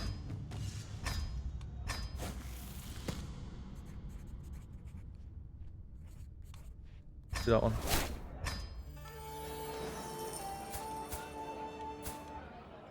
Nope. Town Crier. Contract with a high hit somewhere on the map.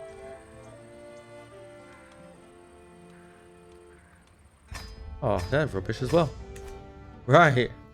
Okay. Well, our son is how old? 5. I think, you know what we can do? We can make the benefit of something, right? Because obviously we've been gaining points by traveling to these points of interest. All of our children have also been gaining points by traveling to these points of interest in things. So I think what we'll do is in the next episode, start of next week, is we will do the grandest journey we've ever done. It will take the whole episode, but I will play it different than I have been doing the Seven Kingdoms. We've been really going into depth and reading every single little thing about the Seven Kingdoms. I won't be doing that on this journey. So what I'll do is we'll travel the entirety of the world. We'll explore the world and, you know, truly make the lure of having this book special. So I know we made it a bit earlier than traveling the rest of it, but we'll just say that this book doesn't just include the Seven Kingdoms, it includes lore of the world.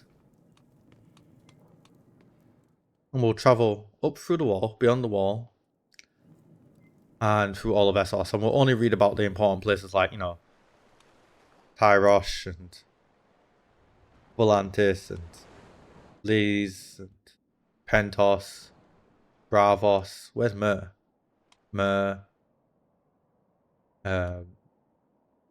No, all these important. We'll read about the important places, obviously, but we won't read about every little nook and cranny we go through.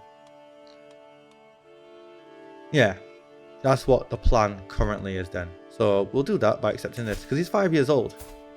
We can really make use of the fact of this travel tutoring perk and travel across the entirety of the known world. And basically, when we die, our son will have a ridiculous number of traits. We can pop into stuff, making him really strong for, well, the future. He'll be adult by the time we're 44, so it'll be a while before we can play as him, unfortunately. He's a bit older than I would have liked, but it is what it is.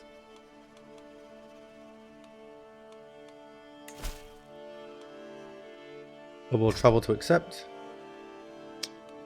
We shall scout for talent along the way, and we shall do the tutoring trip.